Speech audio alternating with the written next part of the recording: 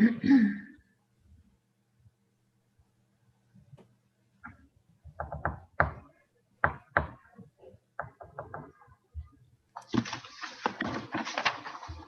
we good to start, Kim?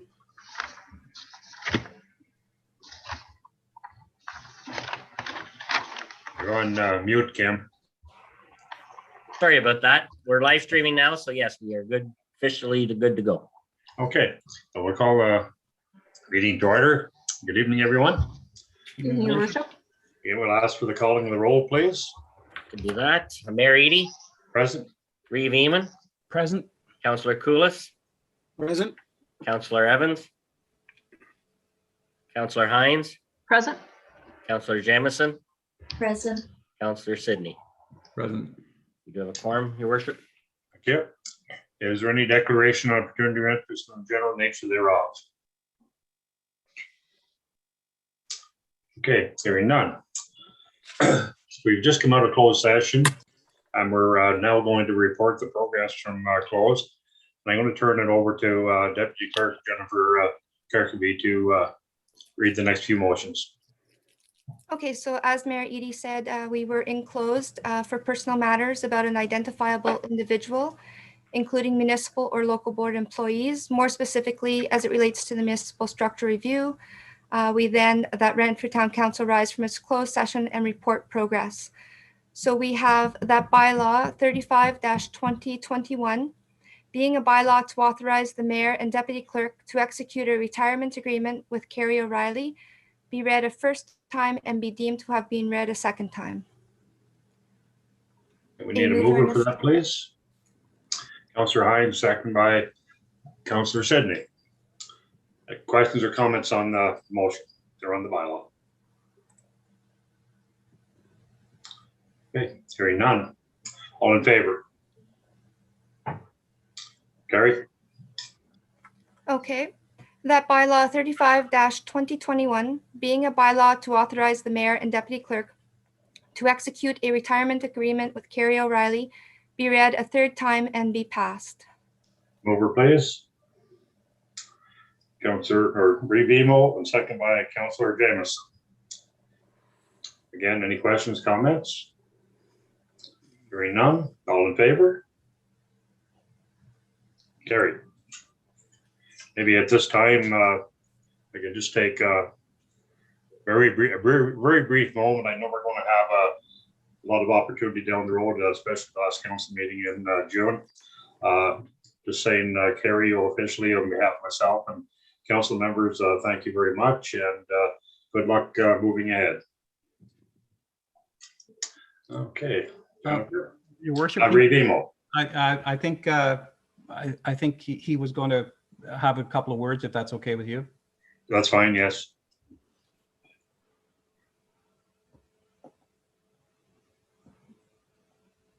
Thank you, Your Worship, for providing me an opportunity to say a few words at the start of tonight's busy agenda.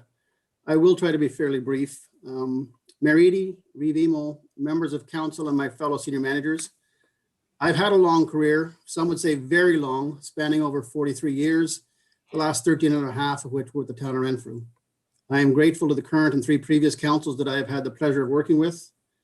I'm appreciative of my fellow senior managers. Although we didn't always agree, we were able to work together for the betterment of the town of Renfrew. There are many, many others that I need to acknowledge, and I will speak to them personally in the very near future. But to the point of the most recent motion, after months of deliberation, I have advised council that I will be retiring effective June 30th this year. I look forward to spending much more time with my family, my 3 wonderful sons and their fantastic wives, my 4 beautiful granddaughters, but most especially my wife, Faye, who has always been extremely supportive despite many long days and nights, many working weekends, and quite a few long weekends that were cut short. Thank you for the opportunity, and I look forward to the coming days. Great. Thank you very much for your comments. Well appreciated. Okay. Turn back over to Jennifer. Okay, so again, as Rise and Report, we do have a report, that Reeve Eamon's report dated May 11th, 2021, concerning an open competition to fill the position of treasurer of the town of Renfrew be received. Mover, please. Revimo, second by Councillor Hines. Yes, thank you. Deputy Clerk, could you share your screen, please? Because in fairness to council, they received it late today. Okay, so that's the report you would like me to share. Yes, please. 1 second. Thank you. Kim, can you make me a co-host? Yeah, I just did. Thank you.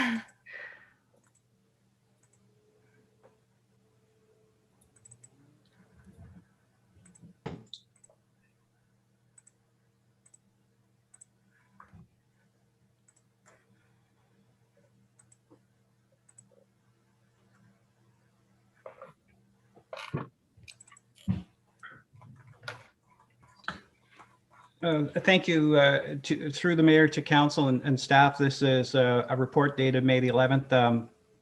Subject is the open competition to fill the position of treasurer of the town of Renfrew. It's in accordance to our town hiring policy.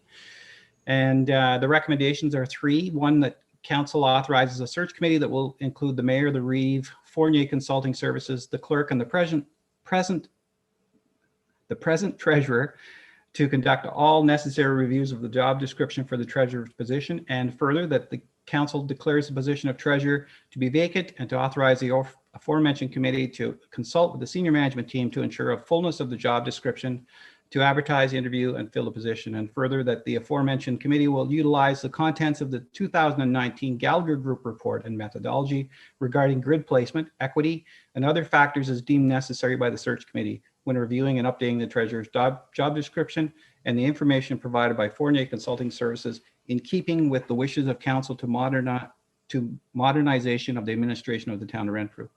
And if I could just draw your attention to the financial comments,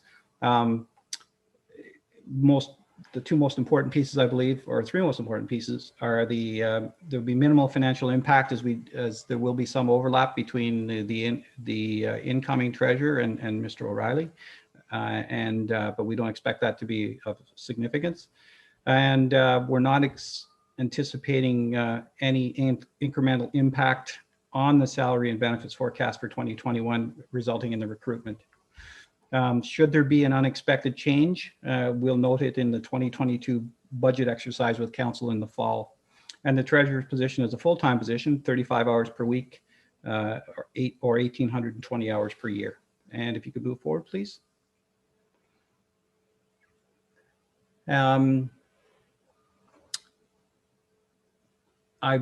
I have spoken to members of the HR committee today. We have been aware that there were some pending retirements coming, and this was not specifically discussed, but in the absence of time and with some tight timelines, they're agreeable to this being brought forward to council so that we can fill the position as quickly as possible. I have had some conversation in the past with other municipal neighbors, and I'm convinced that at this point we are unaware of any capacity with our neighbors to fill this position adequately. External review, we've had some discussion with other municipalities, with Fournier Consulting and staff in the province, and a treasurer position is as noted in the general description in the Municipal Act. You see it's section 286 sub 1, the municipality shall appoint a treasurer. A, deals with collecting money. B, deposits. C, paying all debts. D, maintaining accurate records. E, providing council with the information of the financial affairs of the municipality. F is ensuring investments, and G is there are other requirements under the Municipal Act, different schedules and sections, which we will capture in the job description.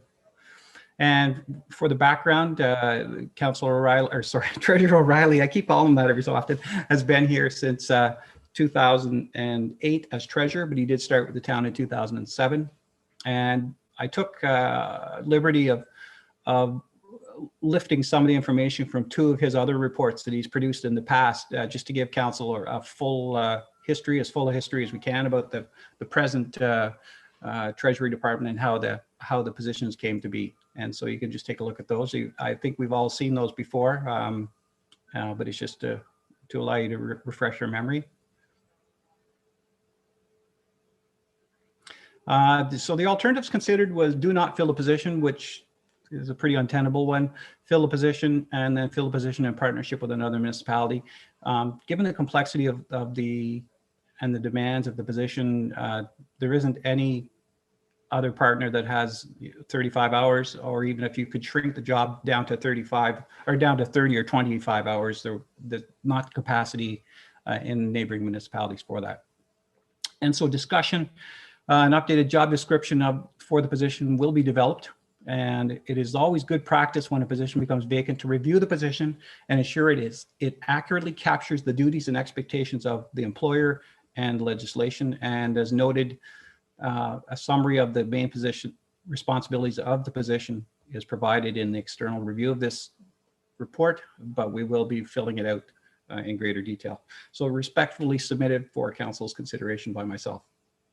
And that's very unusual, but given the circumstances, we felt it was best that I submit the report rather than Treasurer O'Reilly as would be practice if it was not his position.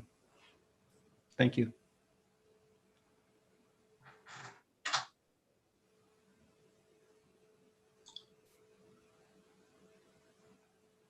Did you want me to go ahead with the next motion then, sir? I just want to ask you to, yes, please.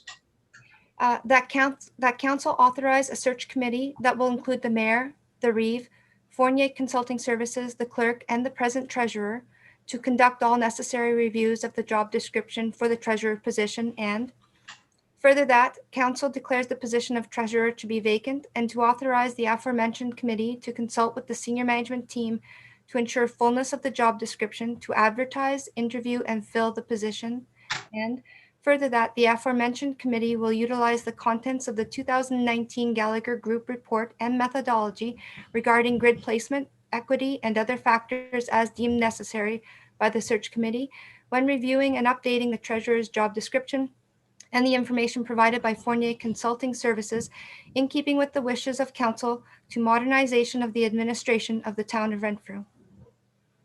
Mover, please. Councillor Hines, seconded by Councillor Sidney. Any questions or comments on the motion? Councillor Hines. You're muted, Councillor Hines.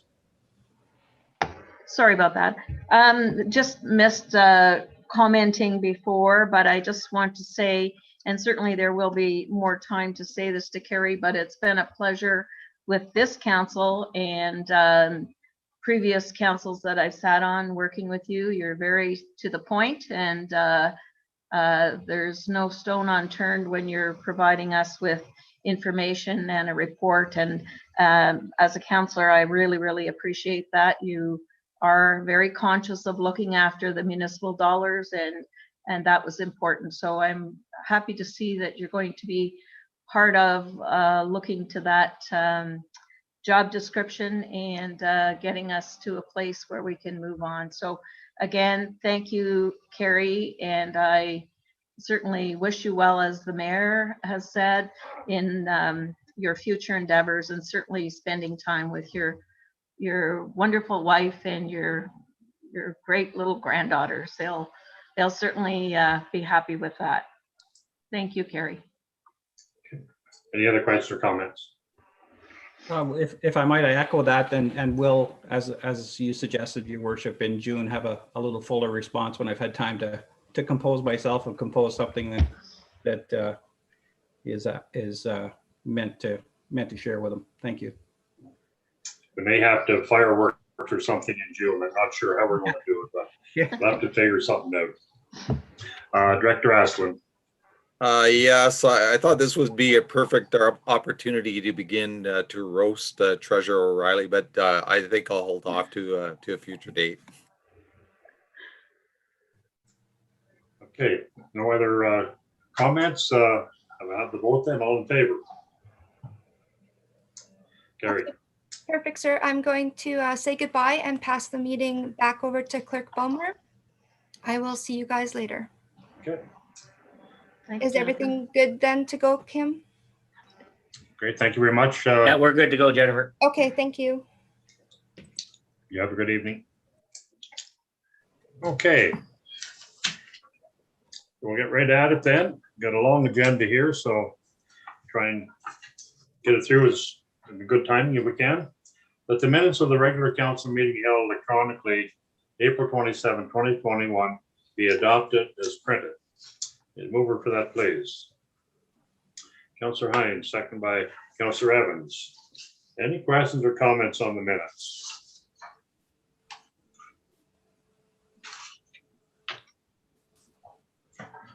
Okay, hearing none. All in favor? Carried. The Planner Weathers report dated May the 6th concerning zone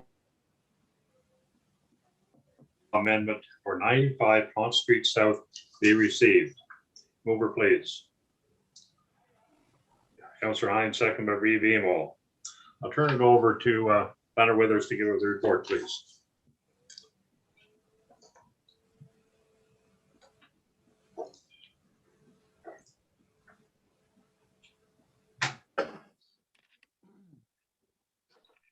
Thank you, Mayor Eady.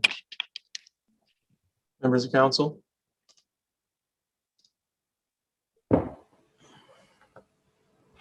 Okay. So this is a zoning bylaw amendment for lands known municipally as 95 Pont Street South, just across the street from the town hall to the rear.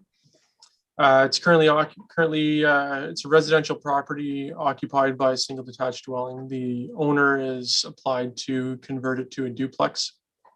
And currently the property is zone C1, which is the downtown commercial zone. It doesn't permit, it doesn't permit anything of a residential nature other than dwelling units above and behind. And the zoning bylaw doesn't permit anything but residential units above commercial uses that are permitted. But the official plan speaks to potential for residential units also behind the commercial core. So that can be done on a site-specific basis through a zoning bylaw amendment, which this applicant has applied for.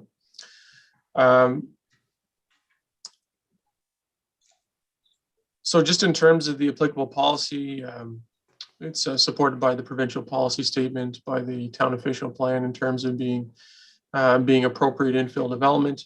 It's not a significant increase in density on the property. The property can accommodate it comfortably, the second dwelling unit.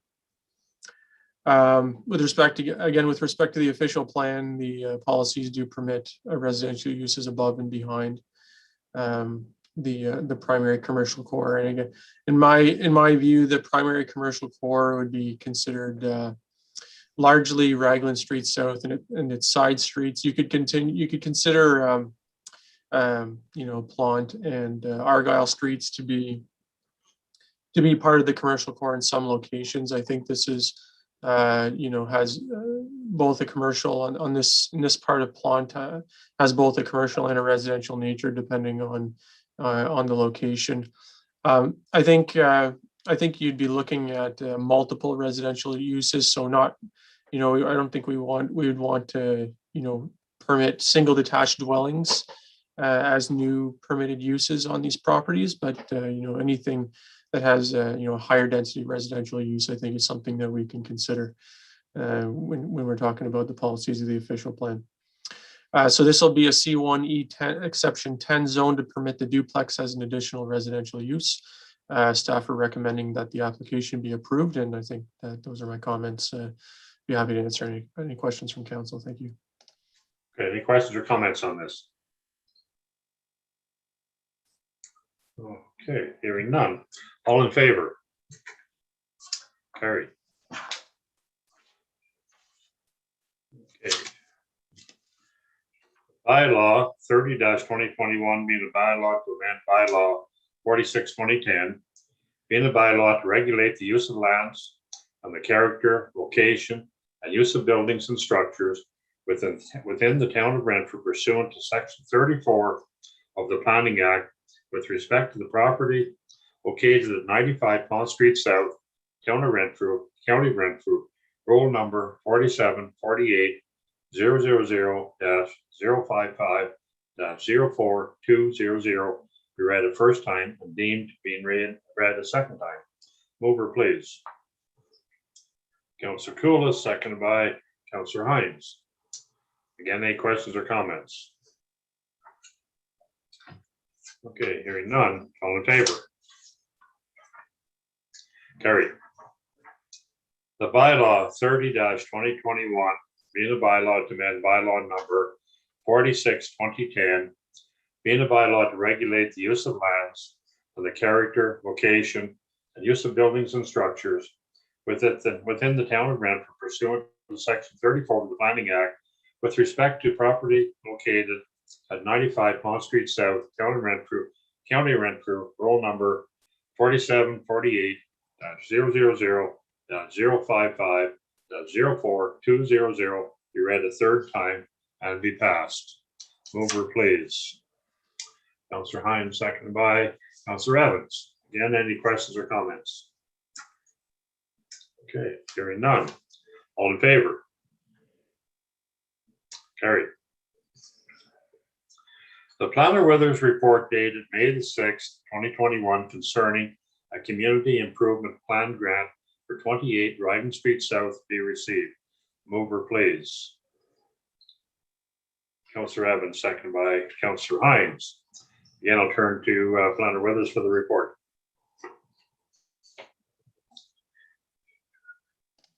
Thank you, Mayor Eady. So this is with respect to a CIP grant application for 28 Raglan Street South. It's Mill Music. The application is for funding to resurface the driveway and parking lot servicing the property. So Mr. St. Michael is the applicant. Steve St. Michael, he's the owner of Mill Music. He's provided two quotes ranging from $7,571 to $8,200 inclusive of HST. The grant type is a property landscape and parking improvement grant, and the eligibility for that grant is 50% of the eligible costs to a maximum of $3,500 for the grant amount. And so based on the lowest quotation provided, $7,571, the maximum $3,500 grant amount would apply to this application. The area that's being proposed to be resurfaced is about 3,500 square feet. It's shown generally on Appendix A to the report in terms of the dimensions. The financial incentive agreement is attached as Appendix B, including the bylaw authorizing the mayor and clerk to sign the agreement on behalf of the town. Staff are of the opinion that this project meets the intent and purpose of the community improvement plan. We're recommending approval. Thank you. Okay. Any questions or comments on the Councillor Hines?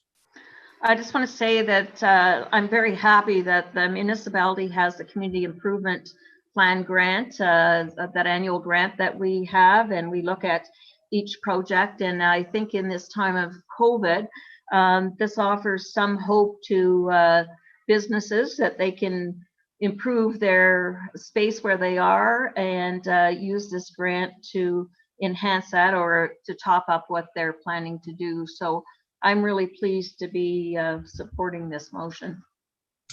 Okay, any other questions or comments? Reeve Emo.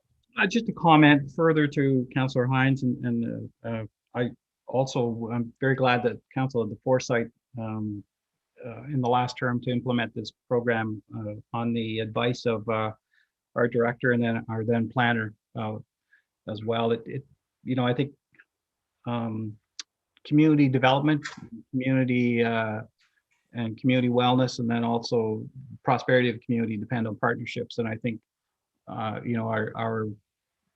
grant recipients work very hard to attract people to the area. They invest money and time, and they also are arm's length ambassadors for us. And I think as a show of good faith, we need to invest back when they put forward good proposals, and this is a very good proposal. And it's a very good example of that that social partnership that needs to exist between businesses and the town. So congratulations to Mill Music for coming forward with this and the other ones this year as well. It's a very good project. Well Okay. said. Any further comments? Hearing none. All in favor? Carried. Thank you. Okay. The bylaw 31-2021, being about bylaw to authorize the mayor and clerk to execute a financial incentive program agreement with 1443779 Ontario Incorporated in relation to a property, landscape, and parking improvement grant for the property located at 28 Dragon Street North, roll number 4748-000-080-06900. Be read the first time and deemed to have been read a second time. Over, please. Councillor Hines, second by Revimo. Again, any questions or comments? Okay, hearing none. All in favor? Carried. Okay, the bylaw 31-2021 being a bylaw to authorize the mayor and clerk to execute a financial incentive program agreement with 1443779 Ontario Incorporated in relation to a property, landscape, and parking improvement grant for the property located at 28 Dragon Street North, roll number 4748-000-080-06900. Be read a third time and be passed. Over, please. Councillor Sidney, second by Councillor Jemison. Any questions or comments? Hearing none, all in favor? Carried. The planner Withers report dated May the 6th concerning a major encroachment for patio at 314 Dragon Street South be received. Mover, please. Councillor Hines, second by Councillor Koulis. Again, I'll turn it over to planner Withers for the report.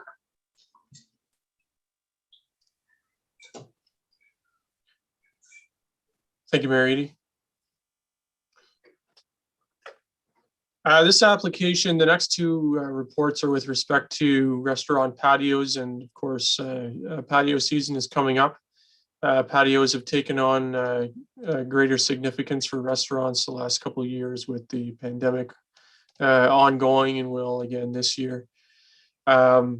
Coco Jerry's has always been very good to work with respect to the town, and you know, we've it's not always been easy. There's been you know, some bumps in the road, and quite literally in some cases. Last year we had to replace the sidewalk in their patio location. They're very good about that, about working with the town and the contractors. So we're very grateful for their cooperation in that respect.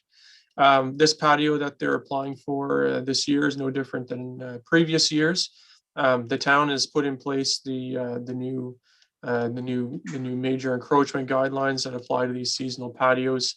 We've had no concerns with respect to how Coco Jerry's was going to comply with those guidelines. They have a generous sidewalk width in that location. And again, they've always been very good to work with in terms of compliance. And if we've ever had any questions or comments from the public, they've been very good to address in a timely fashion.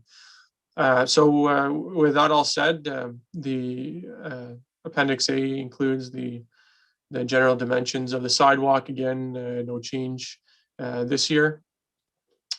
Appendix B includes the bylaw and the encroachment agreement, which is the standard form of the agreement that the town has for these types of seasonal encroachments.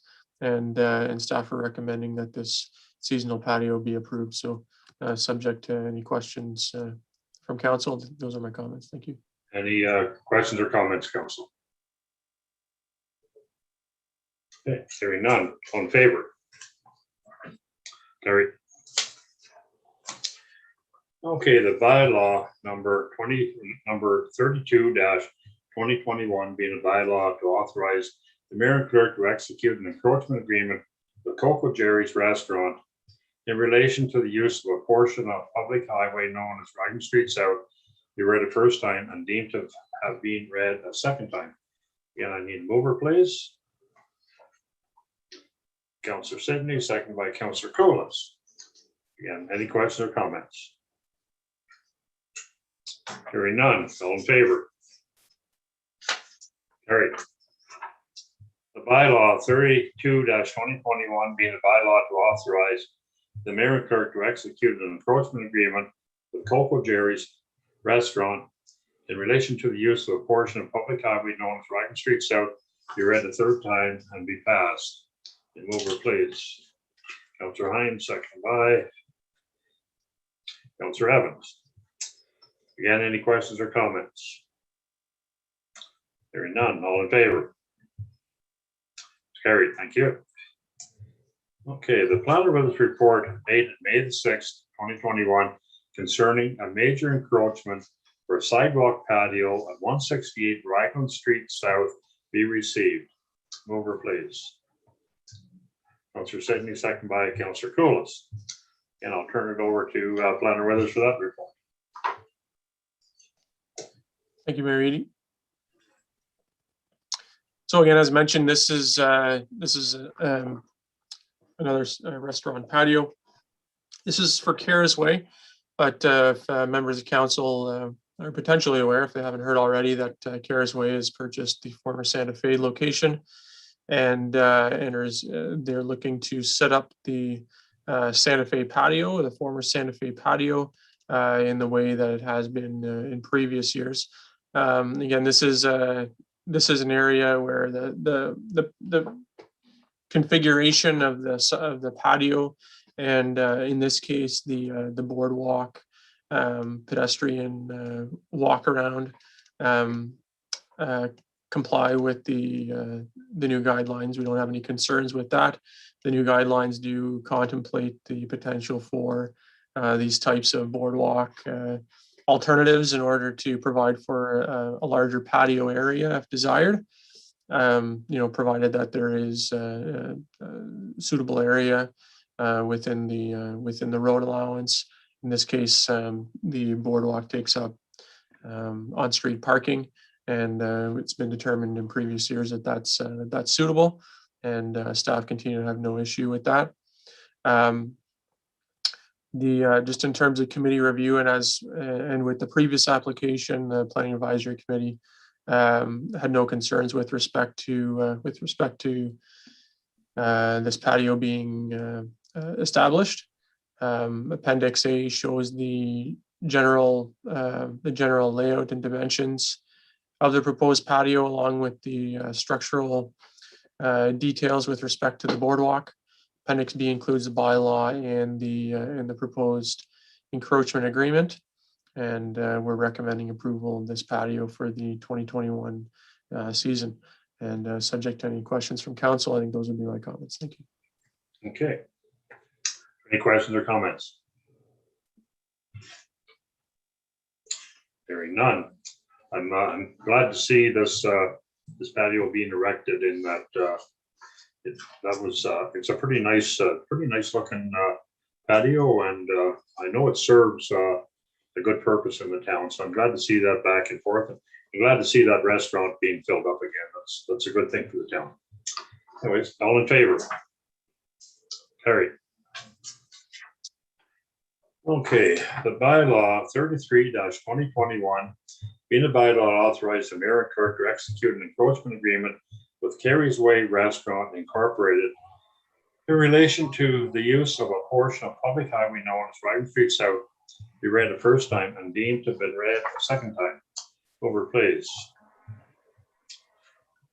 Councillor Hines, second by Councillor Evans.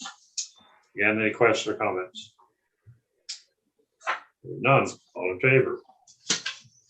Carried. The bylaw 33-2021 being a bylaw to authorize the mayor and clerk to execute an encroachment agreement with Carey's Way Restaurant Incorporated in relation to the use of a portion of public highway known as Riding Street South be read a third time and be passed. Over for that, please. Councillor Evans, second by Councillor Coolus. Got any questions or comments? Hearing none. All in favor? Carried. Okay. The Renfrew Town Council waived the $300 application fee for all 2021 restaurants, sidewalk patio encroachments applications. And further that the waive amounts to be credited to the application department revenue account and expense to establish COVID-19 expenditure account. Over, please. Councillor Hines, second by Councillor Sidney. Again, any questions or comments on this? Councillor Hines.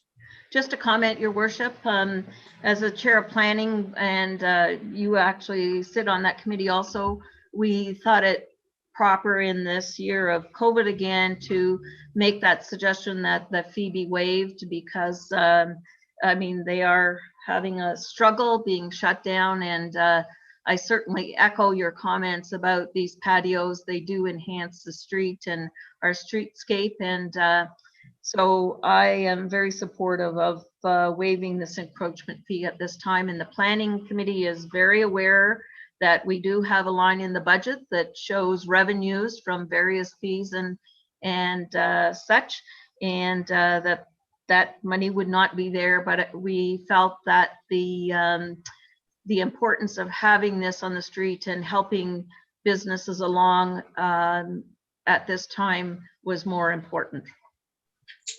Okay. Any other questions or comments?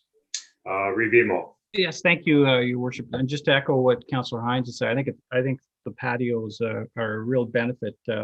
Community should be lived in and enjoyed, and I think that promotes that on Raglan Street, and we want that sense of intimacy that it also brings, and it makes perfect sense. I think when we tentatively dipped our toe into that pool about 5 years ago, with the first one, I think it was with a bit of caution and wondering how it would turn out, and nobody's taken advantage of it, and all of them are in nice structures that are welcoming, and as I said, add to the lived-in nature of the downtown. So it's a perfect example of a good policy that's taken time to mature. Yes, thank you very much. I think this waiving of fees, if you listen to TV at all, I think it's pretty much standard in most towns and cities across Ontario. And again, I'm looking forward to the day where I can drive up the main street or walk up the main street and see these patios full of people. Hopefully that day is not too far down the road. Okay, all in favor?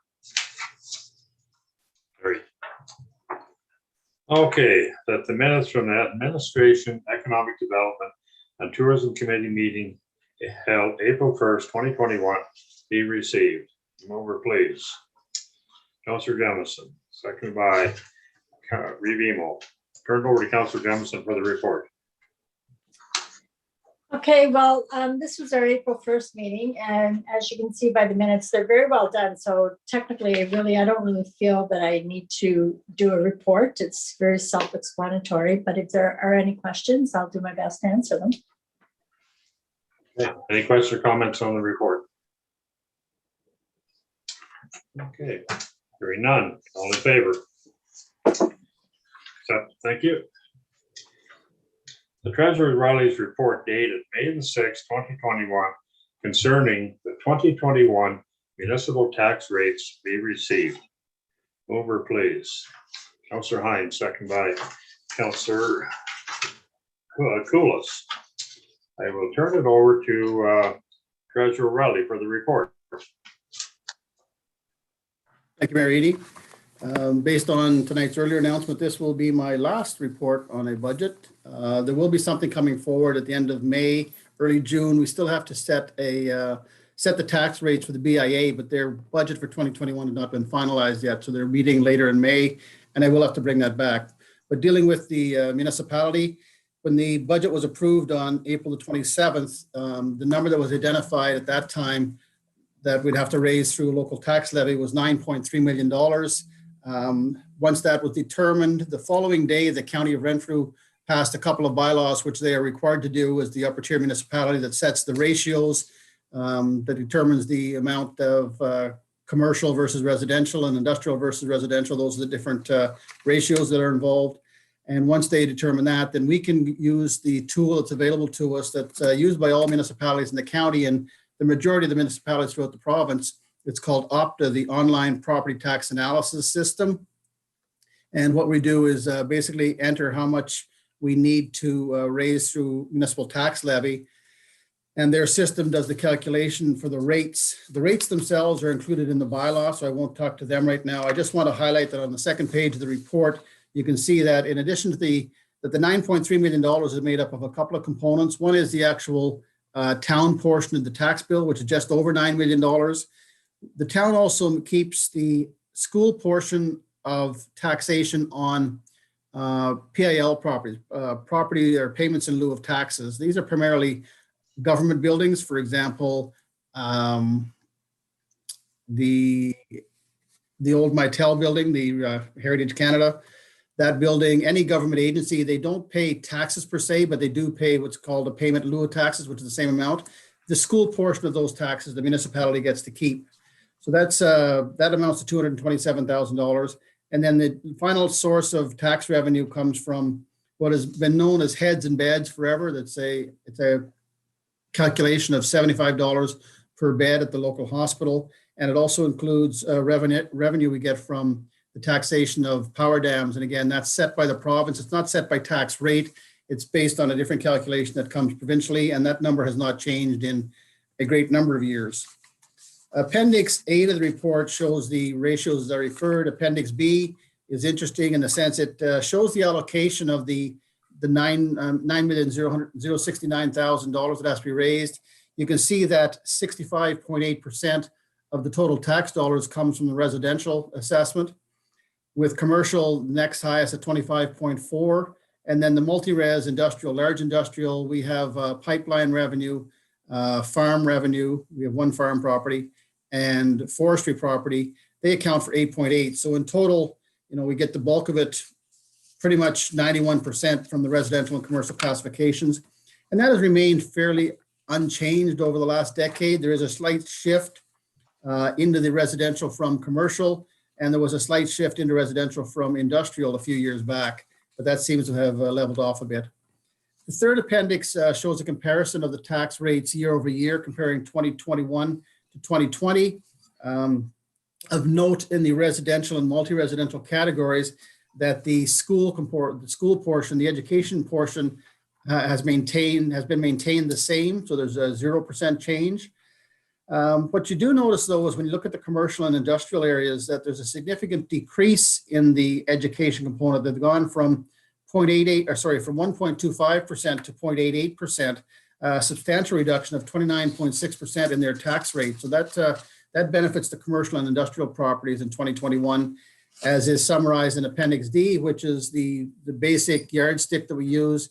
What is the impact on property taxes per $100,000 of assessment?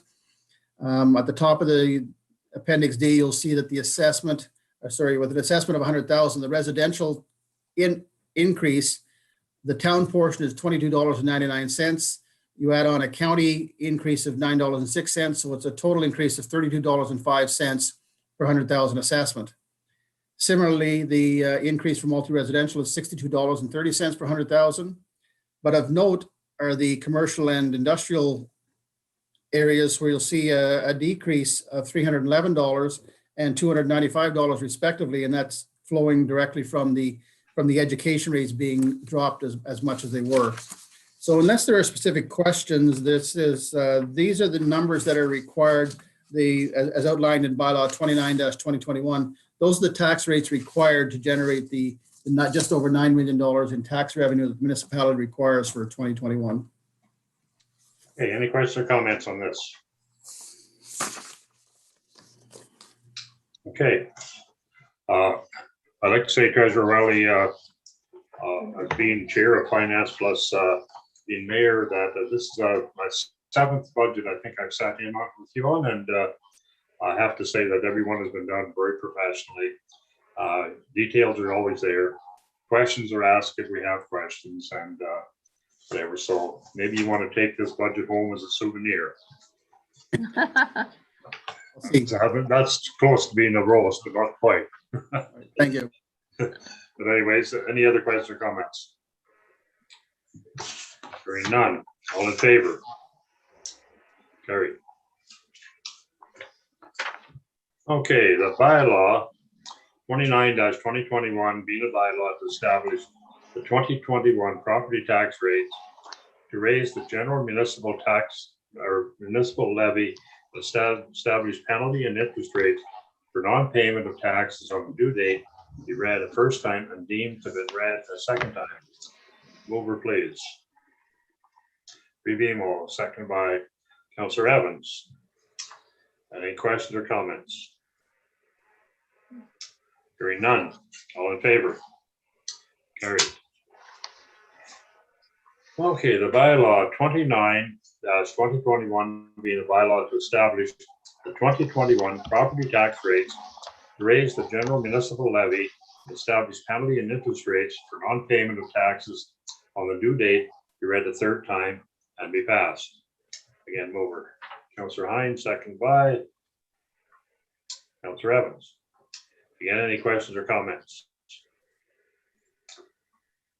Again, if I could refer to Treasurer O'Reilly again, Treasurer O'Reilly, again, I'm thanking you for getting this together, but I think if you don't mind passing on your our appreciation to the rest of your staff who play a very big part in this. The other department heads are here as well right now, and the chairs of committees, and it's a big job every year putting a thing together, and it takes a cooperative effort from everybody. And I just want to say thank you to all the department heads and the staff of all the department heads who worked really hard to put our budget together. So thank you very much. Again, all in favor? Carried. Thank you. Okay, with the minutes from the Fire and Emergency Management Committee meeting held April the 20th, 2021 be received. A mover, please. Councillor Hines, second by Councillor Jamison. Turned over to Councillor Hines for the report. Thank you very much, Your Worship. And this was our meeting of April 20th. And again, we are doing these via Zoom as we are tonight. It will be so nice to get back in person at some point, but who knows when that will be. We did confirm the minutes of March 16th, which have already been received at council. And then we moved on to the fire department summary action report for March, and the chief reviewed that with us, and I'll ask him to speak to that at the end of my report here. And then we the committee has been reviewing bylaw number 22/2005, which is the fireworks bylaw.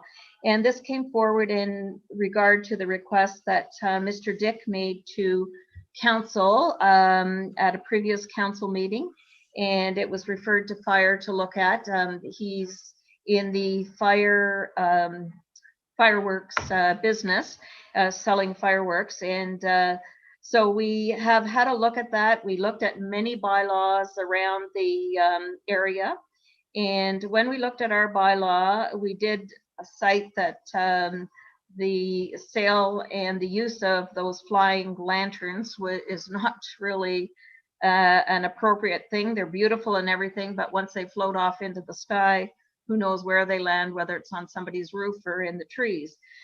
So in the bylaw that we're putting forward this evening, we added the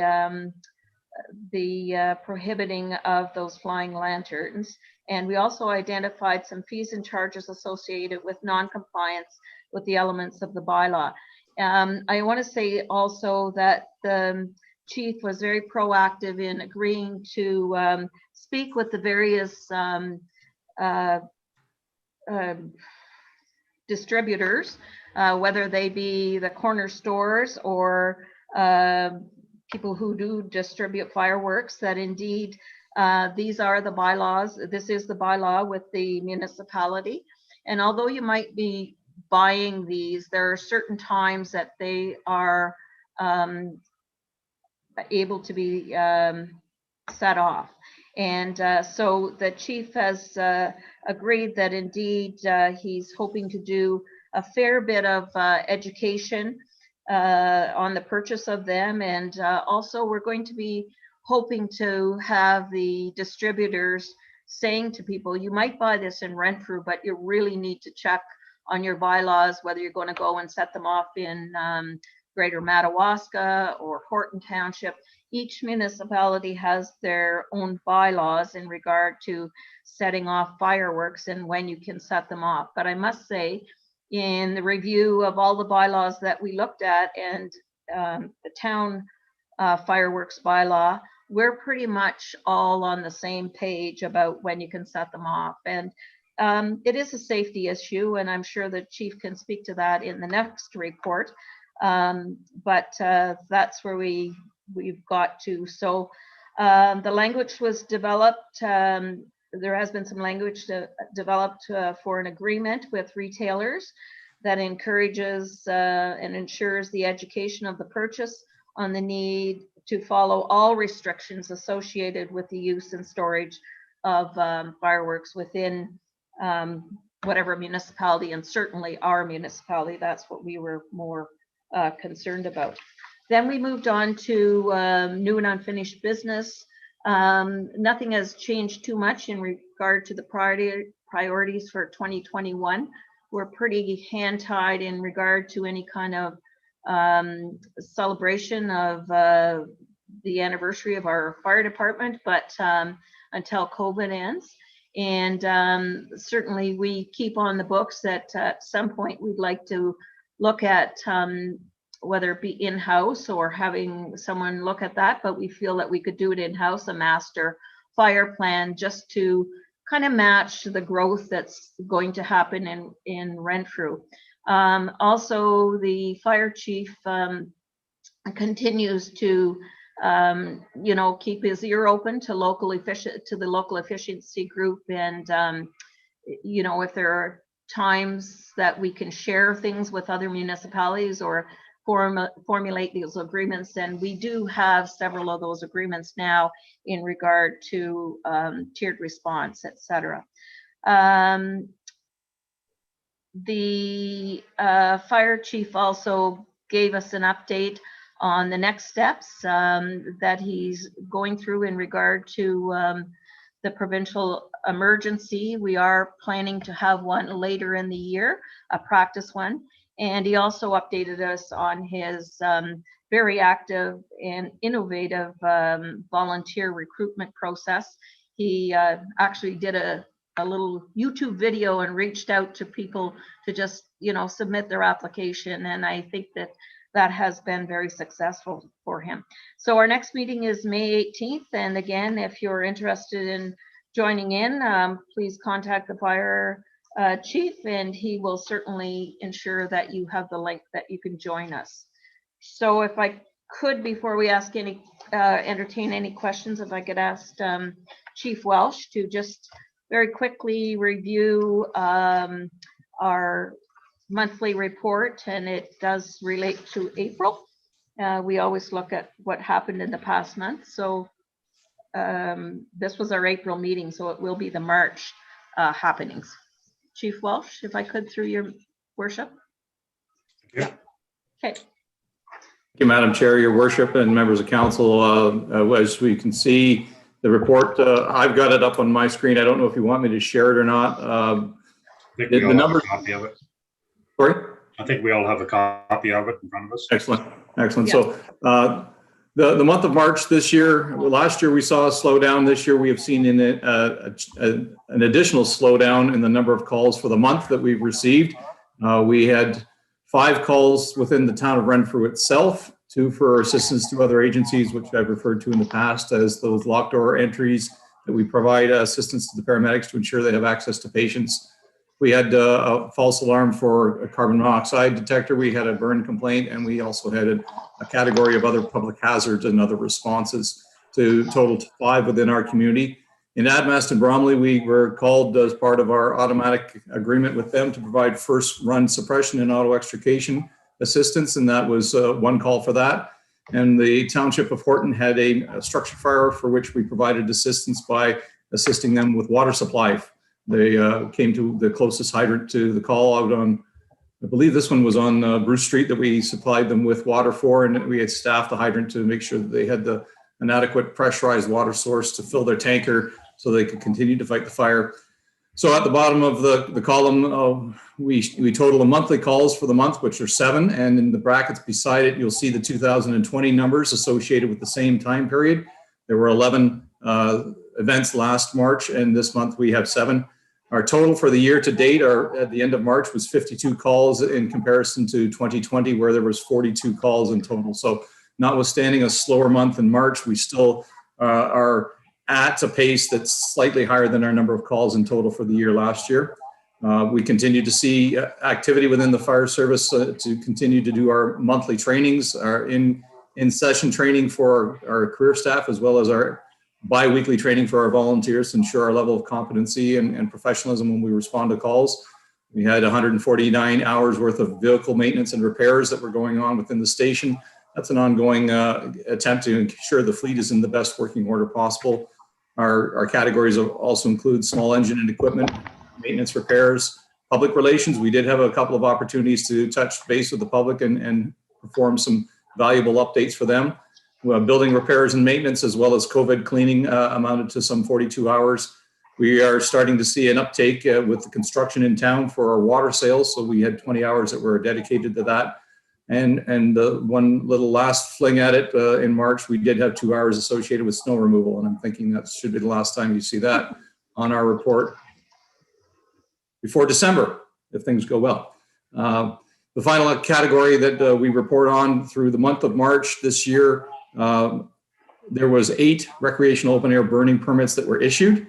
Compared to last year, during the same time period in 2020, there was actually 0 sales of those recreational burning permits. As we've seen, with the need to be at home and the need to maintain close proximity, and arguably with a relatively mild winter, we've seen an uptake in the demand for our permits. So the 8 sold in March bring to a total for us to the end of March this year of 23 sold, where in comparison to the total sales for last year of 45. So we're on a very steady pace to match our sales. And I think we have a strong interest within our community to enjoy the opportunity to have a fire in their backyards with their family and in a safe and functional manner. So we've seen a good uptake on these permits. This is the 3rd year for this process, and I can only see that more and more people are interested in participating. Okay, thank you. Any questions or comments on the reports? Okay, hearing none. All in favor? Carried. Thank you. Okay, the Chief's Welch report dated May the 4th, 2021 concerning amendments to the fireworks bylaw number 22-2005 be received. Need to move or place. Councillor Hines, second by Revimo. Turn over to Chief Welch for his report. Thank you, Mr. Mayor and members of council. As was very well summarized by the chair of the Fire and Emergency Management Committee, there was an investigation undertaken as to the scope of our current fireworks bylaw. It is a bylaw with an intention to limit and restrict the sale of fireworks within the town of Renfrew based on the powers established within the Municipal Act, as well as the limitations of the setting off of those same fireworks.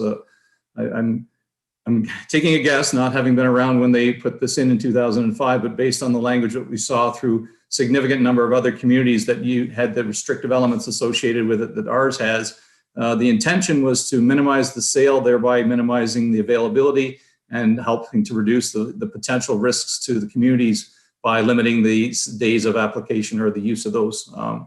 So what we have is that continued process here in Renfrew based on our bylaw.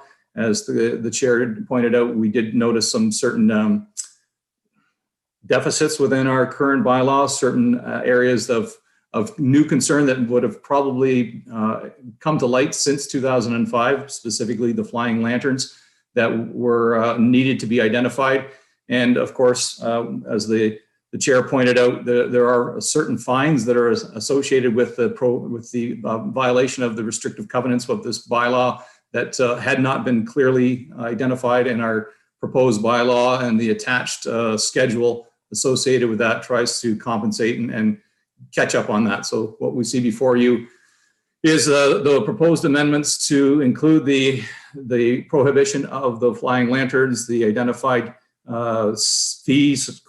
fines, not fees and schedules, but fines associated with the violations of the restrictive covenants within the bylaw. And there is the direction from the committee to go forth and gather more information from our current commercial retailers of our firearms to see whether or not we need to expand the potential days of sales, whether as well as to ensure that we have a educated consumer through that distribution of material associated with whether they use them in Renfrew or another community, that those who buy use them prudently and responsibly and in accordance with any restrictive covenants within the community where they do set them off. So those will be undertaken as we approach this year. There will probably be a review taken in the fall based on the data that's collected, and we may see some more amendments, but we look forward to that process being undertaken this year.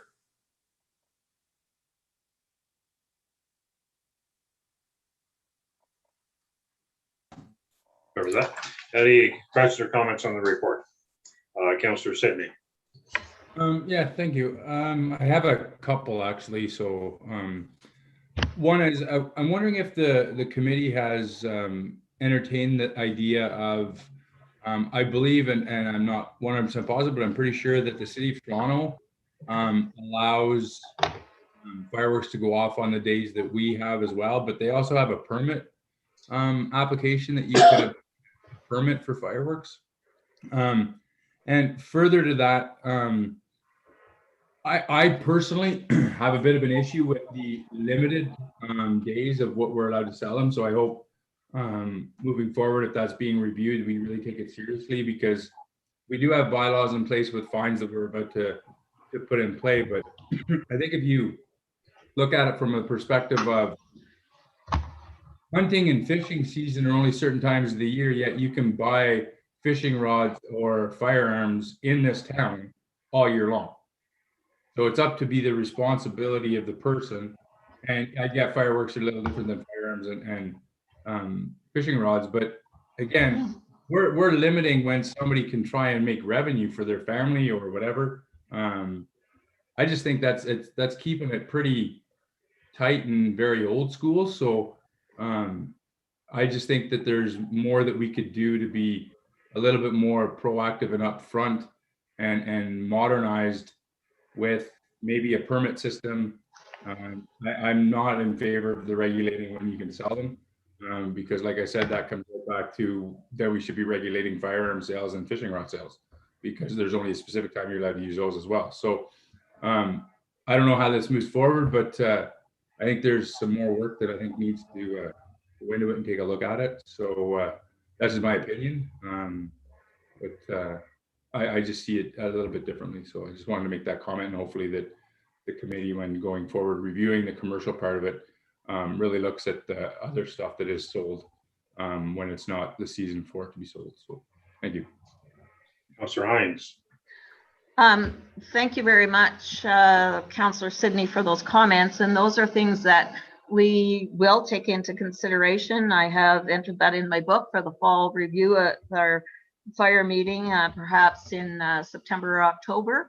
And hopefully by that time, the chief has been able to speak to some of our retailers and understand what days are important for selling them. I don't think that they're making or breaking their business on selling fireworks, and but that's my opinion about it. But we will certainly take that into consideration. And as far as a permit, that's very interesting, and I think that we could look into that type of permit. I think then you have some regulation and knowledge about where and when the fireworks are going off, which is a great comment. And I think it's a matter of community safety. It's a little different if you're in the country and you have a big field to set them off in, but I don't know, setting it off in my backyard or my front lawn. And believe me, that has happened on the street before. And people were very panicky because of the type of fireworks that went off, and were very close to landing on people's roofs, and they were worried about the trees, etc. But nothing, thank goodness, happened. The fire department did show up and kind of look after the situation. But having said that, I hear what you're saying, Councillor Sidney, and we certainly don't want to curtail anybody's livelihood, but I think that there is a reason for having this bylaw, and it's not like we're out there on our own little island doing this. We looked at many bylaws, as Councillor Jameson and Rebimo can tell you, that the chief was good enough to get us many of them, and we wanted to kind of be on par with those. But I think having a look at that permit and reviewing this in the fall after we see how the businesses look at it is a good point. Okay. Any other questions or comments? Rebimo. Yeah, thank you. I understand what Councillor Sidney's saying, and on principle, I agree with him. I prefer not to have any or fewer regulations in most things.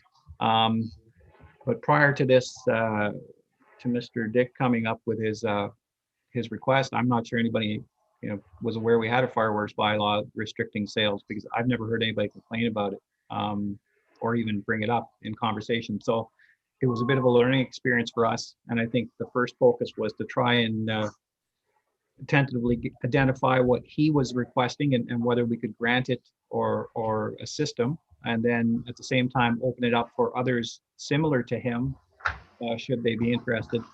And then, as noted, the third thing of importance was to educate about fireworks and bylaws so that we weren't going to be noticeably impacting on our neighbors. So that was, I think, the focus for us as we went through too many bylaws, just for comparison, just to pull, to try and categorize what was common and what wasn't common.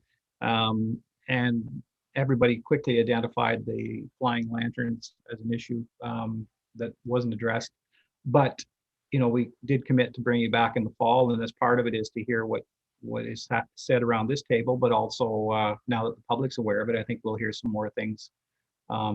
It's a 16-year-old bylaw, and I think, again, that speaks to a larger issue that I think we need to take a look at our bylaw book and start rotating them through on a 5-year review. So this was a good experience for us. But thanks for your comments, and as the chair has noted, she's made notes of it, and I know Councillor Jameson and myself and the chief have also made notes. So we'll dig a little deeper in the fall. Okay. Any other questions or comments? Hearing none. All in favor? Carried. Okay, the bylaw 34-2021 being a bylaw to amend bylaw number 22-2005, being a bylaw to prohibit and regulate the sale of fireworks and setting off of fireworks, be read a third time and be passed. I missed something here.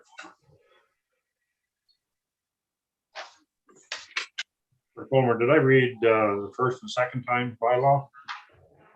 No, you didn't. Okay, let me just start over here again. Yeah. My fingers didn't get the right spot there. The bylaw 34-2021 being a bylaw to amend bylaw 22-2005, being a bylaw to prohibit and regulate the sale of fireworks and setting off of fireworks, read a first time and deemed to have been read a second time. There we go. Over, please. Councillor Hines, seconded by Rebimo. Any further questions or comments on the bylaw? Councillor Hines. Just a comment. Could we have a recorded vote, please? Clerk Palmer, you noted that, please. Any other Just bear comment? with me for 1 second. Grab that. Not sure, there may be Councillor Sidney has a comment. Yes, thank you. I just want to make note that we,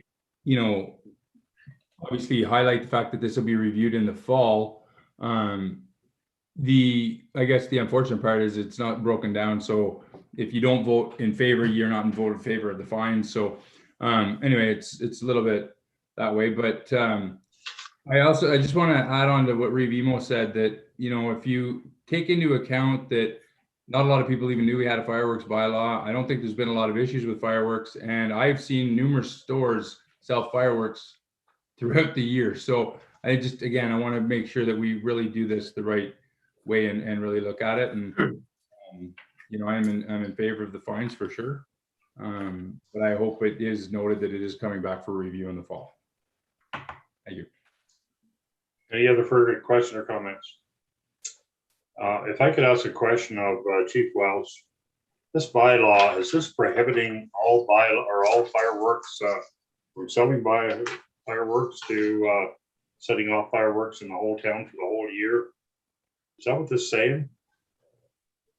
Your worship, the bylaw allows 2 days for the use of fireworks, if I may use that phrase, within the town of Renfrew, Canada Day and Victoria Day. It identifies that if there are rain on those days, there is an alternative option. I think it's either the day before or the day after. If typically it's the day after if it rains on Victoria Day. That those are the only occasions where the private citizen has available to them to have a private display. And typically those displays are contained within their property without the interference or adverse effects on any neighbor's property. So they are responsible for any damages or destruction that their fireworks may cause to their neighbors. But absolutely, it is currently restrictive of those 2 calendar days, Canada Day and Victoria Day. Councillor Sidney. And also that you can only sell them 6 days prior to those 2 days. So you can only sell fireworks in the town of Renfrew for 12 days out of 365.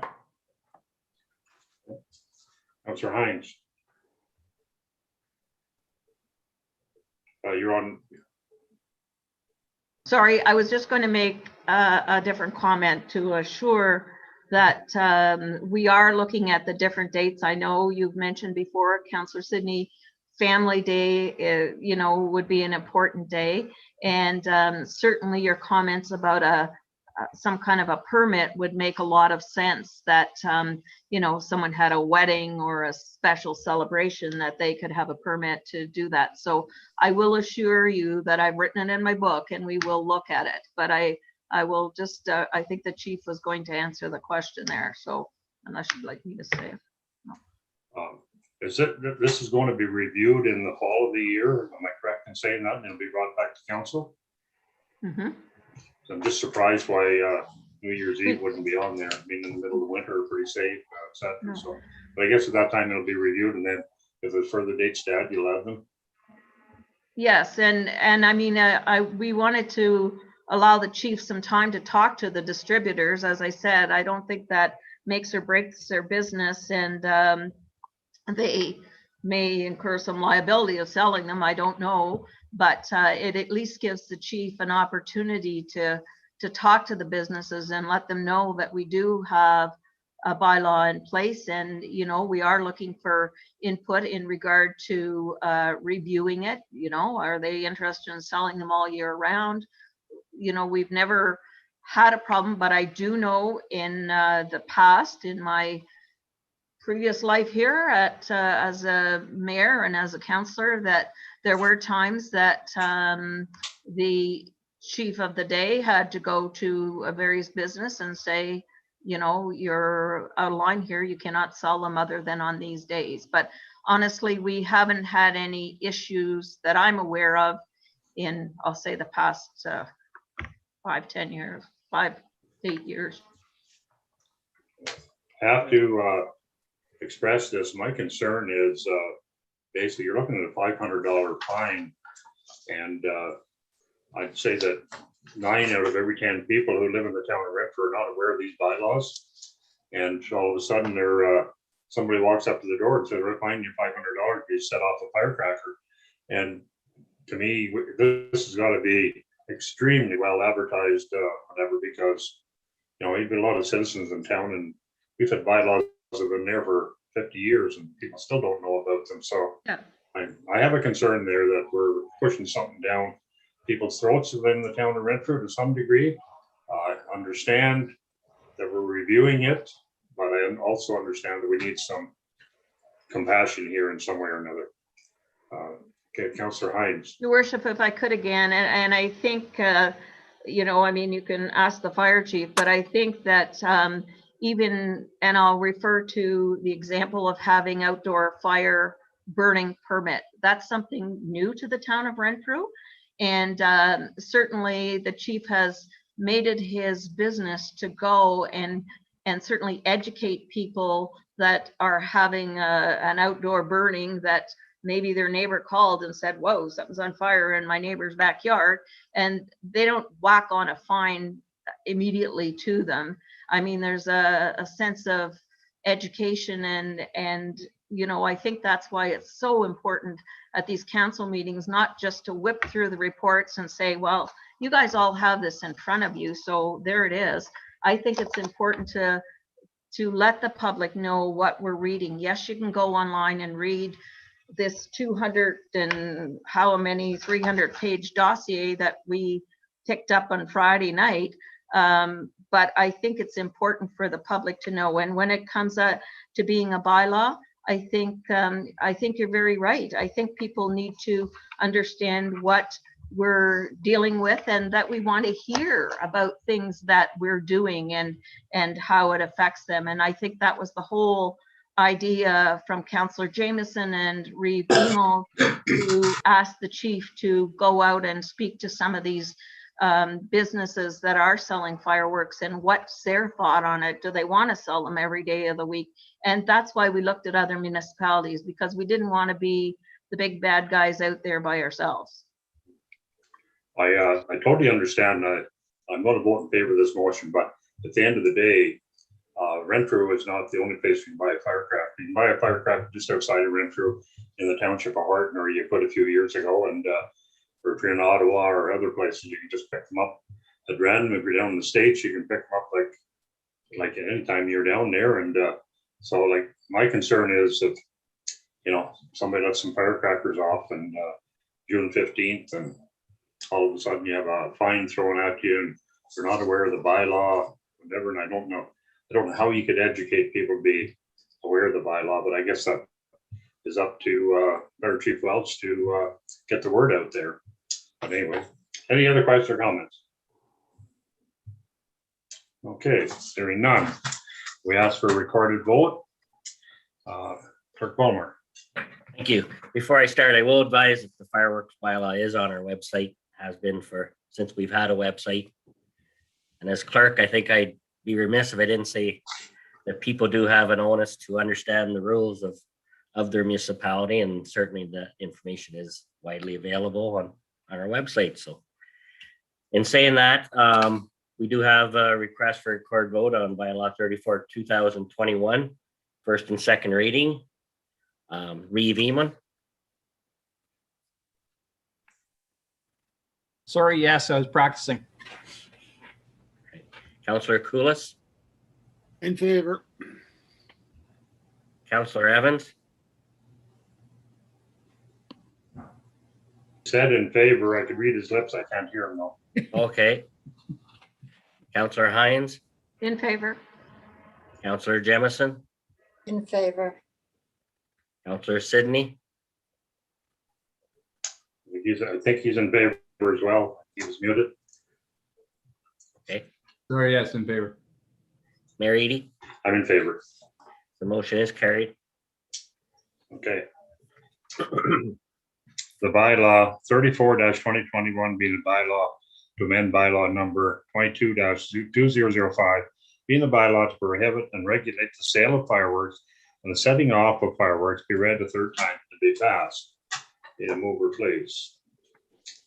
Councillor Jamison, second by Councillor Hines. Again, we'd want the same recorded vote, Councillor Hines.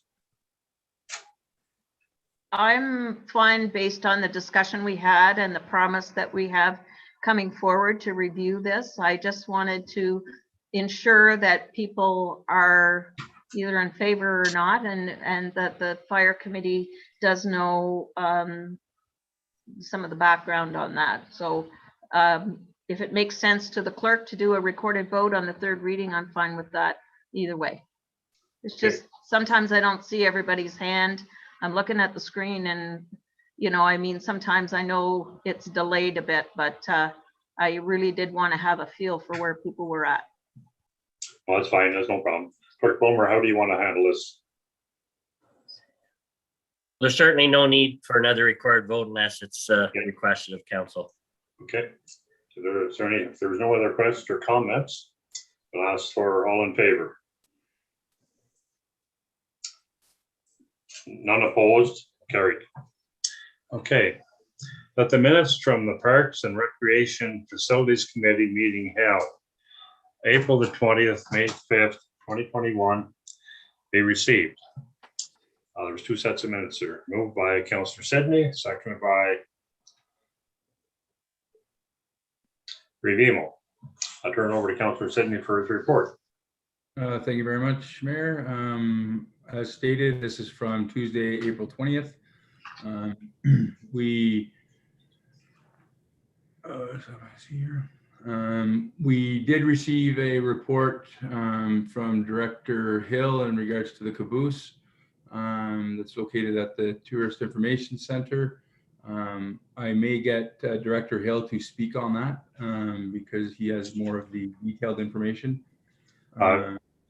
Councillor Sidney, that's coming up, not the next motion, but the one right after. Yeah. Absolutely. So the Parks and Rec and the BIA have come to an agreement where the park staff will be watering the hanging baskets this year. We feel it's a pretty good fit. BIA is willing to contribute some funds, so that's something that's positive. Just to let everybody know that mid-May, the vaccination center for COVID-19 will be moving out to Mattaway Park on the ice surface. So there's been some sidewalk put in and making it a little more accessible for going out of the building. So that will be starting in mid-May. And then we discussed the expansion of Mattaway Park. We have it is somewhat delayed because of the contractors need more time to prepare because it took so long from the first initial costings coming in to when we heard from the successful of getting the grant. COVID prices have obviously impacted. So the two pre-qualifying companies have asked to resubmit. That will be coming to the rec staff. They will be getting it by 4 p.m. on this Thursday. And then we're hoping to have a special council meeting next week for the rec department to provide an update, and we'll go with direction after that. So that's those minutes. The meeting of May 5th, Director Hill is going to speak about the mower purchase. Again, we're somewhat delayed, so we'll be bringing that to council in the near future. We did have a request for another new tenant in the expansion, and that was by Ultimate Fitness wanting to relocate out there. We feel it's a great addition. Because Ultimate Fitness, their gym is different than the one that's at Mattaway. They're more of the heavy weights, powerlifting, dumbbell stuff, where the rec center, excuse me, is currently more the treadmills and the machines that have the wires and stuff like that. More of a how would I say? Cardio. Yeah, it's not as intense, I guess I would say, as Ultimate Fitness does with their stuff. So Director Hill has been speaking to the owners of Ultimate Fitness, so I think there's going to be a neat and unique opportunity there where we can kind of utilize each other. So that's something that's really, really great. And Director Hill provided a site plan for the committee to see. And again, that'll all be coming to at the special council meeting. I believe it's next Tuesday. So that's the rec minutes for those 2 meetings. Okay. Any questions or comments on the report in the minutes? Okay. Hearing none. All in favor? Carried. Thank you. The Renfrew Town Council approved the Parks and Recreation Facilities staff water the hanging baskets for the V&A during the 2021 season at a cost of $5,200. Mover, please. Councillor Hines, second by Councillor Coulis. Again, any questions or comments on this? Okay, hearing none. Councillor Evans. All right, I lost everybody there. I'll be right back.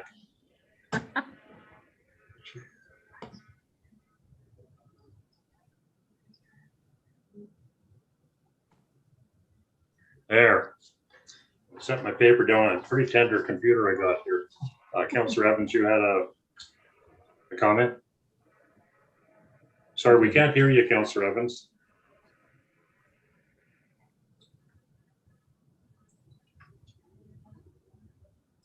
Still can't hear Sorry, you. Councillor Hines. I just want to say thanks to Councillor Coulis, who sits on that committee, and certainly the Recreation Committee, Tom as chair, for working out that type of agreement. I think that's awesome that that's going to happen. So thank you very much for working on that, guys. Okay. Any other questions or comments on this? Okay, hearing none. All in favor? Carried. The Director Hills report dated May the 7th concerning refurbish, relocate, or remove the caboose be received, and the Renfrew Town Council provide direction to staff on how to proceed. Need a mover, please. Councillor Sidney, seconded by Councillor Gems. Again, I'll turn it over to Director Hill for the report.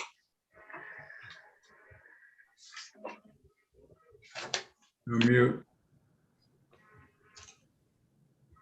As identified in the staff report, I'd just like to draw your attention to a couple of areas. It's an issue that the department has been looking into since 2016.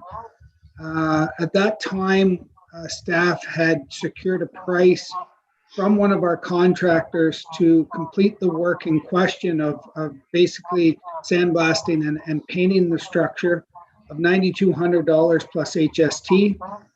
The committee then directed staff to seek out and look for volunteers to do this work. Later, a couple years later, Councillor Windle was approached by Mr. Breen to set up a committee to complete the work. The committee and Mr. Breen had negotiated the town paying the insurance to cover their volunteers while completing the work. Later, when Mr. Breen had put the committee together, it was determined that the scope of work was just greater than what his group of volunteers were able to complete. We then had discussions with, I believe it was Mayor Eadie at the time, asked us to put an ad in the paper looking for groups or organizations that would like to help out and look at beautifying that area. We did promote it. Unfortunately, we didn't have any groups or organizations coming forward to complete the work.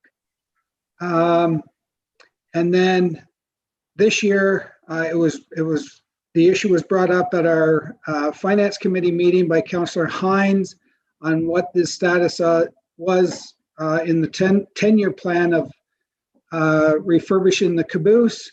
And at that time, we added $15,000 to the budget for 2021 and an additional $15,000 in 2022. As stated in the report, there was some debate, but staff felt that we put it back in the budget for council to provide direction, and then at the at the next Parks and Recreation Committee meeting after the council, the finance meeting, our department committee discussed it, and there was a recommendation from the committee based on the discussions and the findings. Staff did reach out and look at various options. The options that we looked at was refurbishing it with sandblasting and painting. So we reached out to 4 different contractors to complete that work. We did have 2 submit proposals, those ranging from $83,000 to $627,000. And I will note that the price difference, when I questioned, because the person who submitted the proposal at $627,000 was also the same contractor in 2016 that bid the job at $9,200. Just with the legislative changes with lead paint, there is a requirement now to tarp and tent the area with a zero.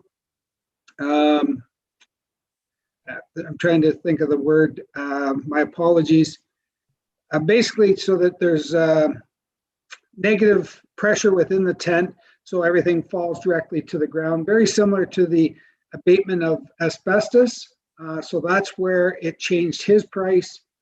The $83,000 was if there was no lead paint present, but we did have a second contractor come on site, and the second contractor on site stated that there would be definitely lead paint present, and that the tenting and negative pressure system would have to be put in place, and his price was to complete the work was $100,000.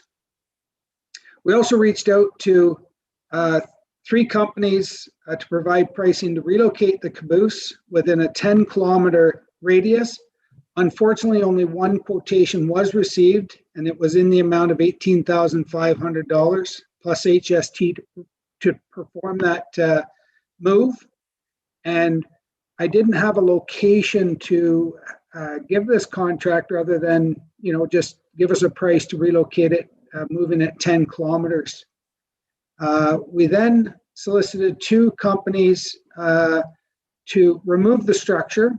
One company did offer to pay us $3,500 to remove it. We are going to receive, because they were on site to look at the structure. We just have not received that second quote.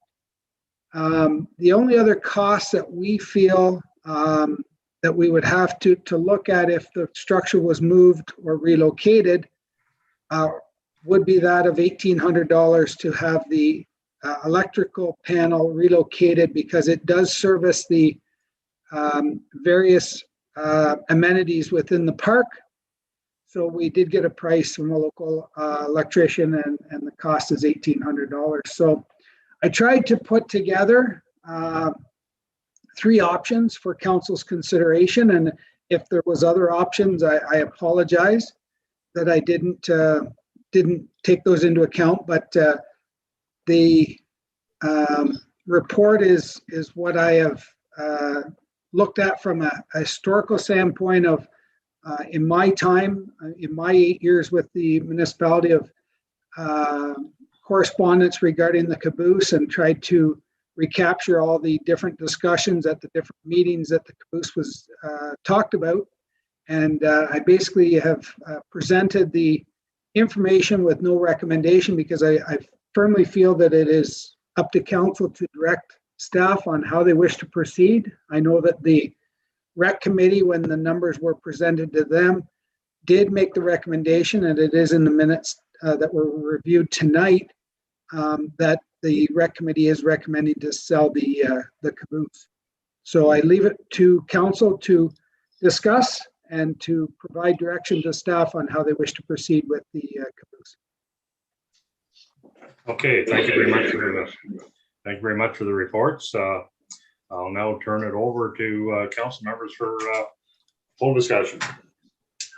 Councillor Hines. Your Worship, since I picked up my agenda on Friday evening and spent the weekend kind of looking through this and saw this report, I have done a fair bit of calls and looking around to see if there could be a solution. And I guess, first of all, I just have a couple of questions to just make sure that I'm reading this correctly. And perhaps Director Hill could answer that. In the fourth last paragraph of the report, you have 3 companies were contacted to provide pricing to relocate the caboose within 10-kilometer radius. I guess I'm lost on that. Is there a need to move it? You don't want it in the Harmos Park? Or why are we moving it 10 kilometers away? Does that help the paint? What's the story on that? No, it was an option that was presented for council's consideration. I know that that the structure, has history. It's been located at that site since 1994. We just, all I was wanting to do was provide options for council's consideration. I have no opinion on how council should proceed. It's totally up to council to discuss and provide direction. I just wanted to provide options for council's consideration. Okay, very well. So I just, again, if we are moving it 10 kilometers away, at a cost of $1,800, I'm just. No, $18,000. 18,000, sorry. If we're moving it 10 kilometers away for that price, why are we doing that? We're still going to be stuck with something that we need to repair. So having said that, I have, as I said, I don't know if you were able to get in touch with Smith Falls, Director Hill, as I suggested, that they have a caboose there that they've refurbished and painted, etc. That they actually, you can go and stay there like the Holiday Inn caboose. Anyway, not sure if you were able to speak with them in regard to how they looked after painting and getting that all in place last year. Were you able to? If I could, I did reach out to the Smith Falls Train Museum, both by phone and by email. I did not hear back either. So what I did is I reached out to 2 sandblasting contractors in the Smith Falls area, spoke to both sandblasters. One individual had stated that the scope of work was too large for his operation, and the other individual, I did expect, he was one of the other 4 that I contacted. He sounded very interested. I expected to receive a quote. He was going to come up, look at the structure, and to be honest, I have no idea why he did not provide a quotation for that work, because he did come up, attend the site. I just didn't hear back from him. Okay, and just in my calling around, etc., there is a new way of sandblasting. It's called dry ice blasting. You may already know of that. I'm not sure, but it's a much more environmentally acceptable way of getting any whatever rust or paint off a building. Having said all that, and I know this is, you put this together very well, that unfortunately nothing has been done with it. Nothing physically has been done with it. I don't mean it that way. It looks like there are several dates where there were attempts made to have some work done on it, but certainly, the committee back in July of 2019 recognized that the caboose had been a landmark in the town of Renfrew for many years. And, seeing that we haven't done anything since, or haven't been able to do anything physically or put it pen to paper in regard to putting it in the budget, and it only arose when I shook the tree and asked for it to be in the budget in March of 2021.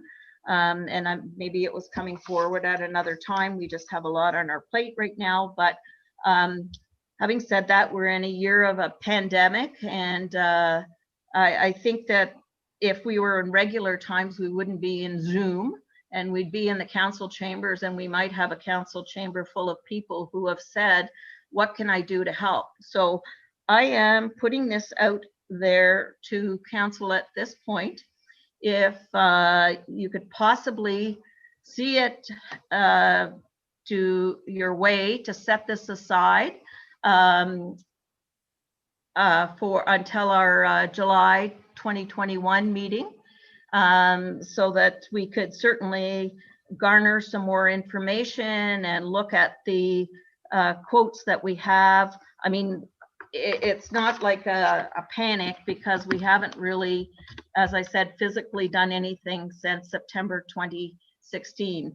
And there's certainly a group of people out there that are very interested in the park, and you know, as they have friends of the library, etc., coming together and seeing what they can do to raise some money to help the town support and get, you know, I think number one, phase one is getting the outside of the caboose painted and in better looking shape.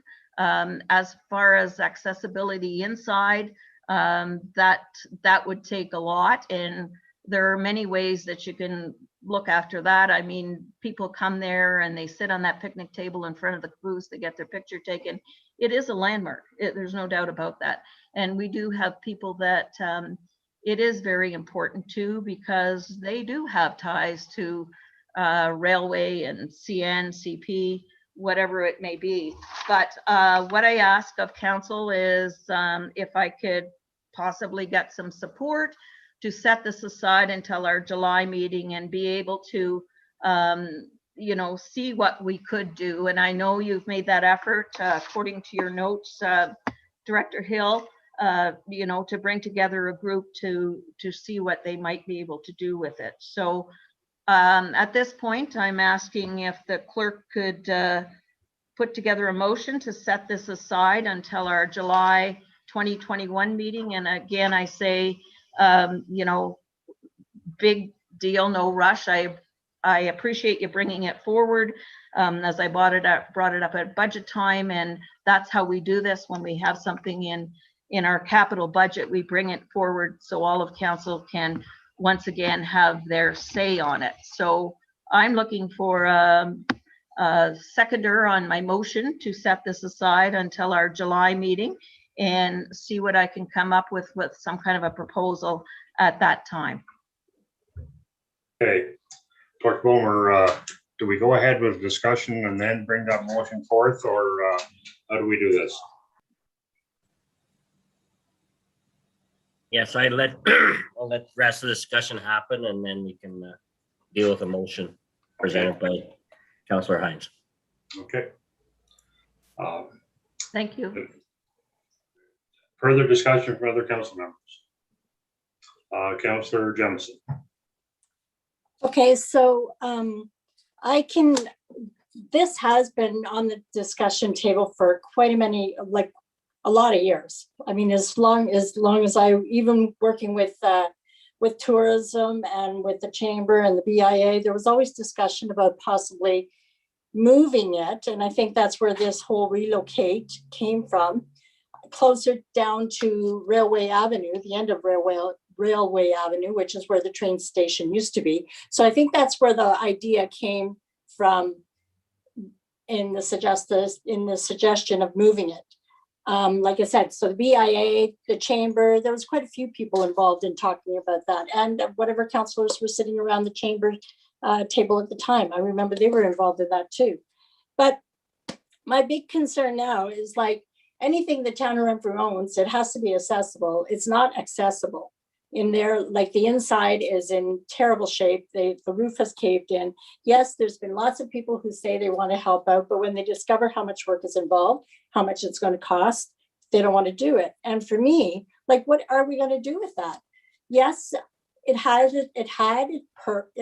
its purpose. It had its purpose way back in the day, but now we've got our beautiful tourist booth, and I don't want to put a whole lot of money into sandblast something that is just going to be sitting there and do really nothing. Like, yeah, it's a Kodak moment. It's a place to sit and take pictures, but to put a whole lot of money into it, to sandblast it for what?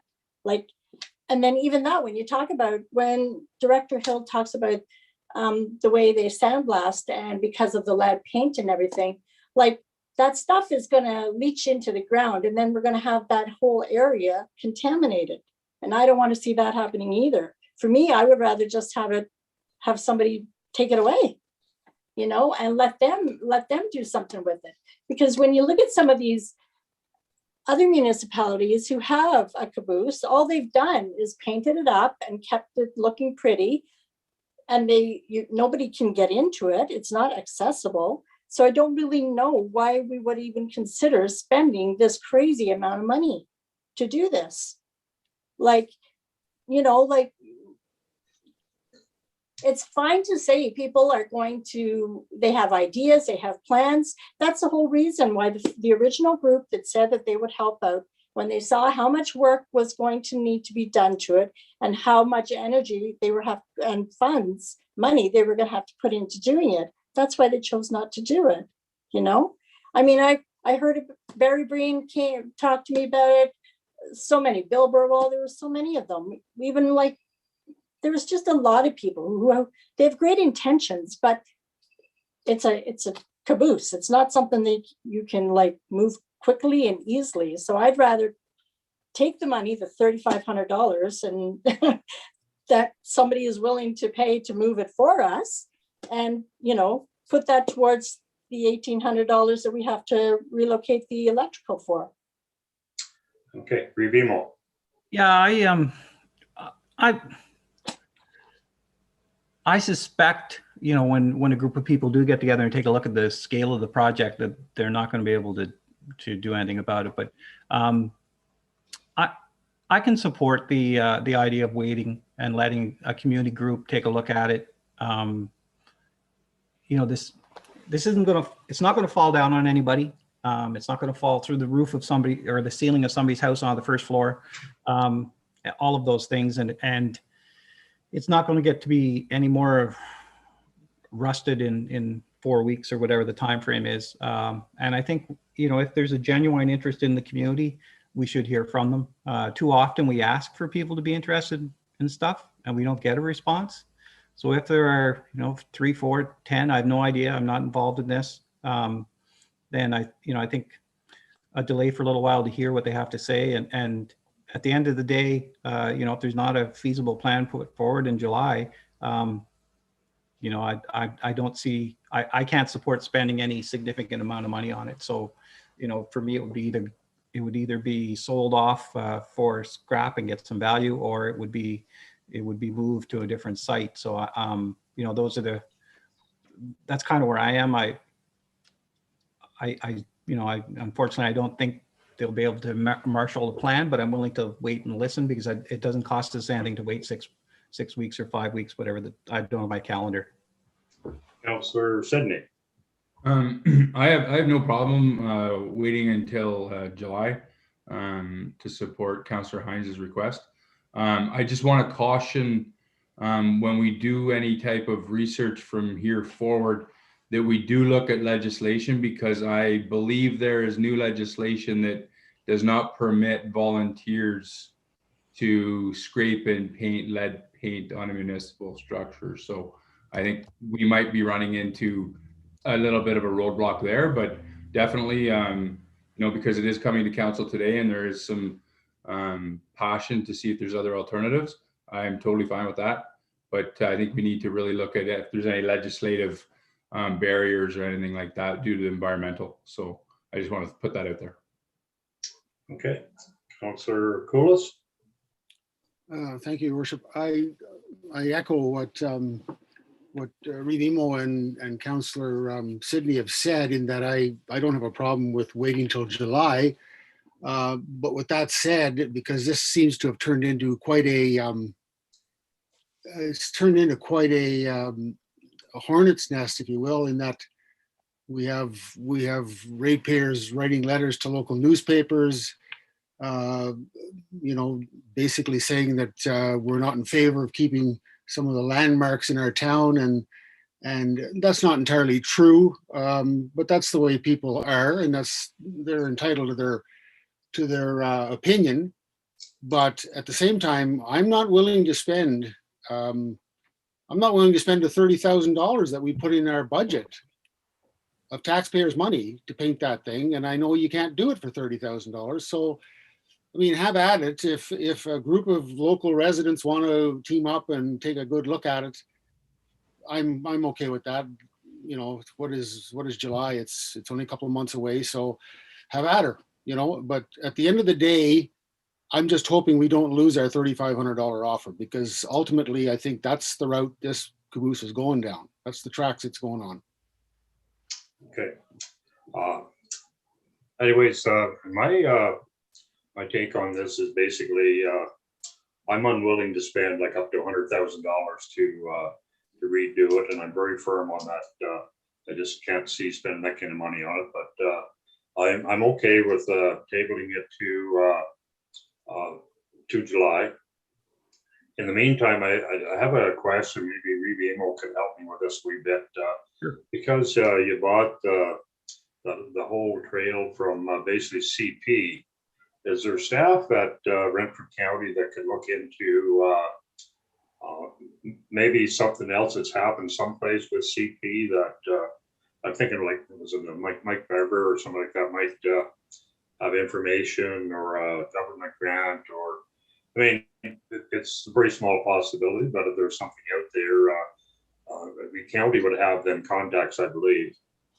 I can check with our trail staff to see if, and they've undertaken most of the negotiations, if not all the negotiations with CP. So I'll just ask them to send out some correspondence to see if there's any special project or a project similar to this across the country through CP's network, and whether they've funded it or not.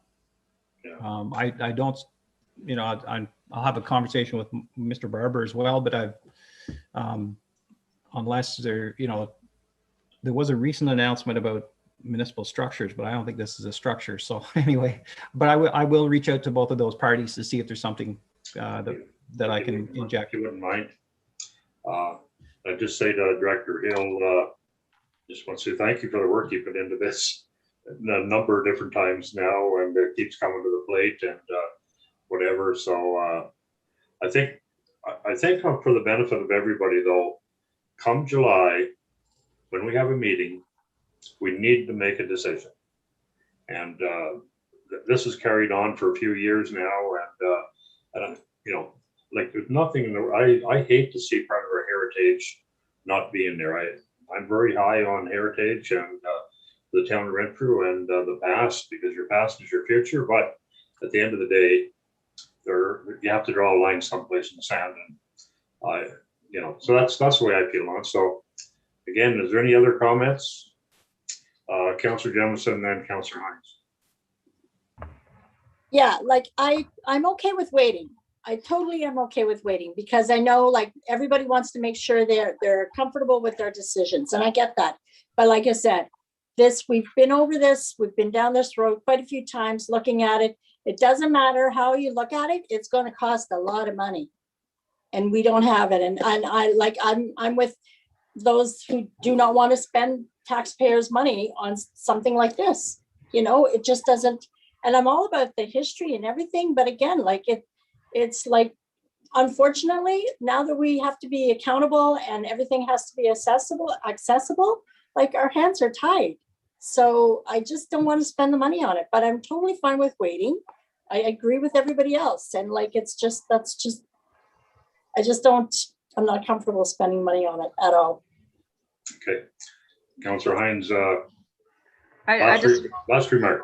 Yeah, I just want to say thank you to council for at least providing that opportunity to see if we could come up with some funds to support the town looking after it. As far as it being moved, the time that I was mayor and thereafter, I followed council very carefully after my demise in 2010 and have never heard about it moving until I read it in this report. And the fact is, if we are moving it, we still have the same problem. We don't want to just put a rusted out caboose at the end of Railway Avenue and say, there it is, enjoy your heritage. I think we still have the same problem. And it also is a municipal asset. So I think at whenever, if things don't come to fruition and we can't do something with it and we have to sell it, then I think it needs to be publicly sold, not just for somebody to say they'll pay this much money to take it away. I think it is a public asset. So anyway, having said all that, I do appreciate council's endurance to see what can come up with. And Councillor Sidney, thank you very much. That's one of the very first questions I will explore tomorrow in regard to volunteers and painting and lead. And I can appreciate your comment on that. So thank you very much, because I would hate to bring something forward and have that not addressed. So I appreciate your comments on that. And if you have any other thoughts or ideas that you absolutely must see when something comes back to the table in July, then please let me know. But I do appreciate this time, and I'm like you, I am not willing to spend whatever it is, $627,000 on refurbishing it. I mean, we did the water tower for 93,000, and that's a lot bigger structure. So anyway, such as it is, I appreciate that. Thank you. Okay. But I still need a seconder for the motion, I guess. We'll, first of all, we're going to deal with this motion we have on the table, and then we'll have Clerk Bomer read the next motion, then we'll look for a seconder. But in the meantime, I believe Director Hill had his hand up. Yeah. So let's end this conversation fairly quickly. Carried on. I think we've all come to consensus. We're going to go to July, but Director Hill. I'd just like to ask council, is there any direction for staff or, for July? Is council looking for any further information from myself, or are members of the public and Councillor Hines going to bring back information for council's consideration in July, or do I need to provide any further information is all I'm looking for? Okay, none that I have. Councillor Hines. Sorry, could I just say that I intend to keep Director Hill informed of what's happening, and when I can get something put together and just see where that might sit with him. He is the director after all and responsible for that park. So I would not like to overstep my place here. Okay, sounds good to me. Okay. Director Hill, you okay with that? Yep, I just want to know what is expected for the July council meeting from myself and staff, because I want to, I want to have that prepared well in advance for that meeting. But if there's no requirement, that's perfect. Well, the only thing I would say, Director Hill, if you end up getting more quotes or whatever, maybe some more come in, it's hard to say, but I think you've already done your job, other than something comes from maybe Councillor Hines' research. That's about all I can think of. Okay, so we have this motion on the table. I'll read it one more time and we'll vote on it. The Director Hill's report dated May the 7th, 2021 concerning refurbish, relocate, or remove the caboose be received, and the Renfrew Town Council provide direction to staff on how to proceed. We have a mover and a seconder. All in favor? Okay. I think everybody voted in favor of that. Thank you. I believe that Councillor Evans has left us. Yes, Councillor Evans left at about 8:28, and I haven't heard anything from him. So, okay. So the motion was just if the motion was just passed, that was simply to receive the report, so I don't see any That's issue right. with that. Exactly. Councillor Now we Hines have- has, Now we have another motion by Councillor Hines that you were going to maybe write up so we can present, so we can move. her to something. so what I've heard is that council wants to see this report or this issue brought back to the July meeting. We do have one meeting only scheduled in July, and that's July 13th. So I've just put simply the Renfrew Town Council direct staff to bring the report concerning the caboose back for consideration during the July 13th regular meeting of council. Okay, so we need a mover for that, please. Councillor Hines, seconded by Councillor Sydney. Okay, any more comments on this? Okay, hearing none. All in favor? Okay, carried. Thank you. Okay. The Director Hill's report dated May the 7th, 2021 concerning a front mount lawnmower be received. Mover, please. Councillor Sidney, second by Councillor Hines. Turn it over to Director Hill for the report. As stated in the report, I am recommending that we purchase the new Kubota front mount mower from Huckabones. This was approved, the budget for this expenditure was approved in last year's rolling stock budget. But at the time that the approval was made and our needs at the department, we were able to complete the work last year with our existing mowers. The 60-inch, 2014 60-inch has cut its last blade of grass and is in need of repair. The item that I'd like to bring forward, we did our due diligence. I received 3 quotations for the 72-inch mower as we had budgeted. But during my discussion with one of the suppliers, that being Total Turf, he did present again the option, asked where we were at for the purchasing of a wide cut mower, which was discussed a couple of years back when we were discussing the more efficient cutting operations. Now that we are looking to go forward with the expansion of Mattaway and looking to offer summer ice on a year-round basis, there will be a number of staff that will not be able to come out and assist in the parks operation that are currently doing that for the municipality. So I felt that I would need to present this option for your consideration.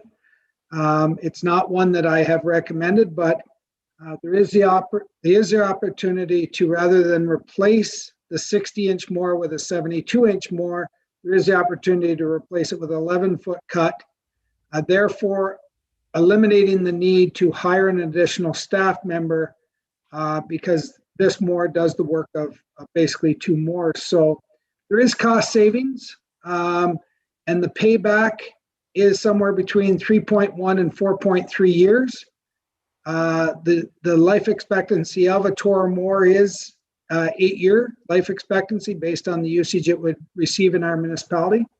So there's 2 options for council's consideration. The reason that staff is recommending the more that we are is that's what we had budgeted for. So I don't want to recommend something that is poor planning on our part, but unfortunately, we were not aware at the time when we were putting together our 10-year budget that the expansion project was going to become a reality. The next mower is scheduled to be purchased in 2024, the replacement of a mower. So I just present this for council's consideration, and I look for your direction on how you wish for me to proceed. Okay, any discussion? Okay. Hearing none, we have a second here. Okay, the next motion is to purchase this. Okay, Councillor Hines. You're muted, Councillor Hines.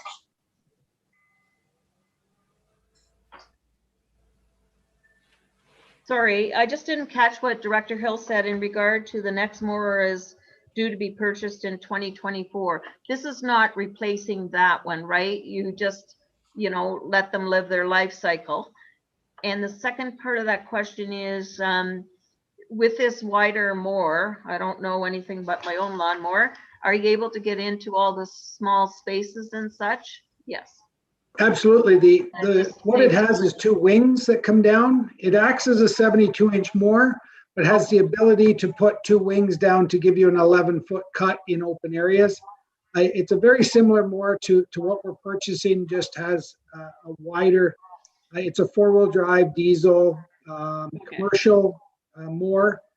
It just has the ability to cut larger swaths of grass at one time.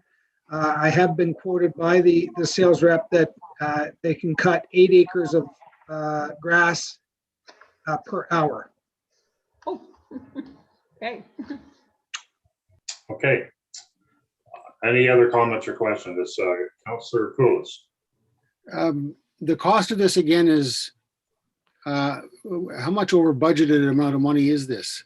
The one that has been recommended, the 72-inch cut, is $8,085.76 over the budgeted $20,000 that we had budgeted. Okay, thank you. Okay, any other questions or comments? Revimo. So the larger mower, would it be confined simply to the Mattaway site, or is it transportable to other sites? Do we have other sites that need that larger machine, or could benefit from that larger machine? Yeah, I would state that probably I would say 70 to 80% of our properties would be cut with that mower. McConnell Park and other open areas. Some of our smaller locations, we would probably continue to cut with the 72. What we would do is utilize that piece of equipment with the wings up for the smaller part, because as stated, it is exact same more cutting capabilities as the smaller unit. It just has the ability to expand and cut at a wider swath if needed. It just has the wings that can be lowered. So it would be a decision of council. We're quite happy with the 72s. It just provides, staff are always challenged to come up with a business case in selling a product. I presented a business case here that would reduce the number of seasonal staff we would need if we had the larger mower, but staff are not disappointed operating what we currently operate today. If I'm correct on this, Director Hill, the $28,000 is for a 72-inch mower. The price for the 11-foot, you give us something at a rec meeting. I don't think you told us tonight what that price was going to be. It's $83,550 plus HST for the larger mower. Okay. Well, now, this is only my feeling on it. I'm not speaking for anybody in council, but next mower being purchased in 2024, I would much rather go ahead with the 6-foot one. And in 2024, when we have the new facility totally up and operating and see where we stand then, that's when I would be inclined to maybe think about making a change. But until that time, I'll be supporting the 72. Any other questions or comments from council? Okay. Anyway, all in favor of the motion? Do you want me to read it again? It was only to receive the report. No, I got that thing. Sorry. Okay. Okay, the next motion, the Renfrew Town Council authorized staff to purchase the new Kubota 72-inch front mount lawnmower from Huckabones Garage Limited in the amount of $28,085.76, inclusive of non-refundable HST. I'm over for that, please. Councillor Zedny, seconded by Councillor Hines. Any discussion on this? Director Hill, is that inclusive of non-refundable HST? Is that the full 13%? No, the inclusive of HST is 1.76%. Okay, thank you. Any other questions or comments? Okay, all in favor? It's carried. Thank you. Okay, that the minutes from the Development and Works Committee meeting held April 13th, 2021 be received. Over, please. Councillor Koulis, second by Councillor Sedney. Turn over to Councillor Koulis for the report. Well, thank you, Your Worship. Meeting of the 13th of April electronically. Just a couple of highlights. Building report, of course, is the year started off strong and still is strong. We had a development works meeting actually today earlier, and it's up and away. Basically, we have one major development, that being the Lapine development, that is now moving forward with another building. That's number 8. We had some water, our annual water report and compliance inspection reports were done prior to this meeting in April. We received a 100% rating on our water. There was also an aqua report, and you can read the details of that on the paperwork that's in front of you. We at this time did not have an approved budget yet, as you know, and we were discussing some of the shave and pave and patching projects that we hope to get at in the coming year. There was direction given to staff to cost and scope some of the work, maybe to do streets such as Arundel and Kodrowski. Those streets are maybe candidates for just a shave and pave rather than a infrastructure restructuring. We also discussed places to put these new radar speed control monitoring signs that have been like the one we have on Lisgar Street that's been very effective. Committee members also discussed where we would put the next pedestrian crosswalk installation. In other words, the wigwag lights that you see on Main Street and on Barnett Boulevard. The standpipe, of course, we all know that anybody that's been out to that end of town knows that it is now empty, and the repairs are ongoing and will be for the next few weeks. Because of that, you may experience some water pressure concerns. Not to worry, the quality of water is as good as it ever was or ever will be, and water pressure, barring any unforeseen catastrophe, will be maintained. Various departments within the town, like the fire department and so on, have been notified and are monitoring the water supply very closely. The water treatment plant over on McAndrew is running 24/7. Their pumps are running 24/7 to maintain pressure during these times that the standpipe is empty while repairs are going on. You will really like the new water tower when it's finished and the new logo on it. That has been approved, and its position has been discussed and approved as well. We discussed the town garage in the future. There was some discussion earlier on about the I guess the need, but anyway, it was determined and has been determined by the committee and various members of council over the last little while that the deterioration of the condition of the current garage is not conducive to the kind of work we need to be able to do on our equipment, nor is it the yard big enough for that.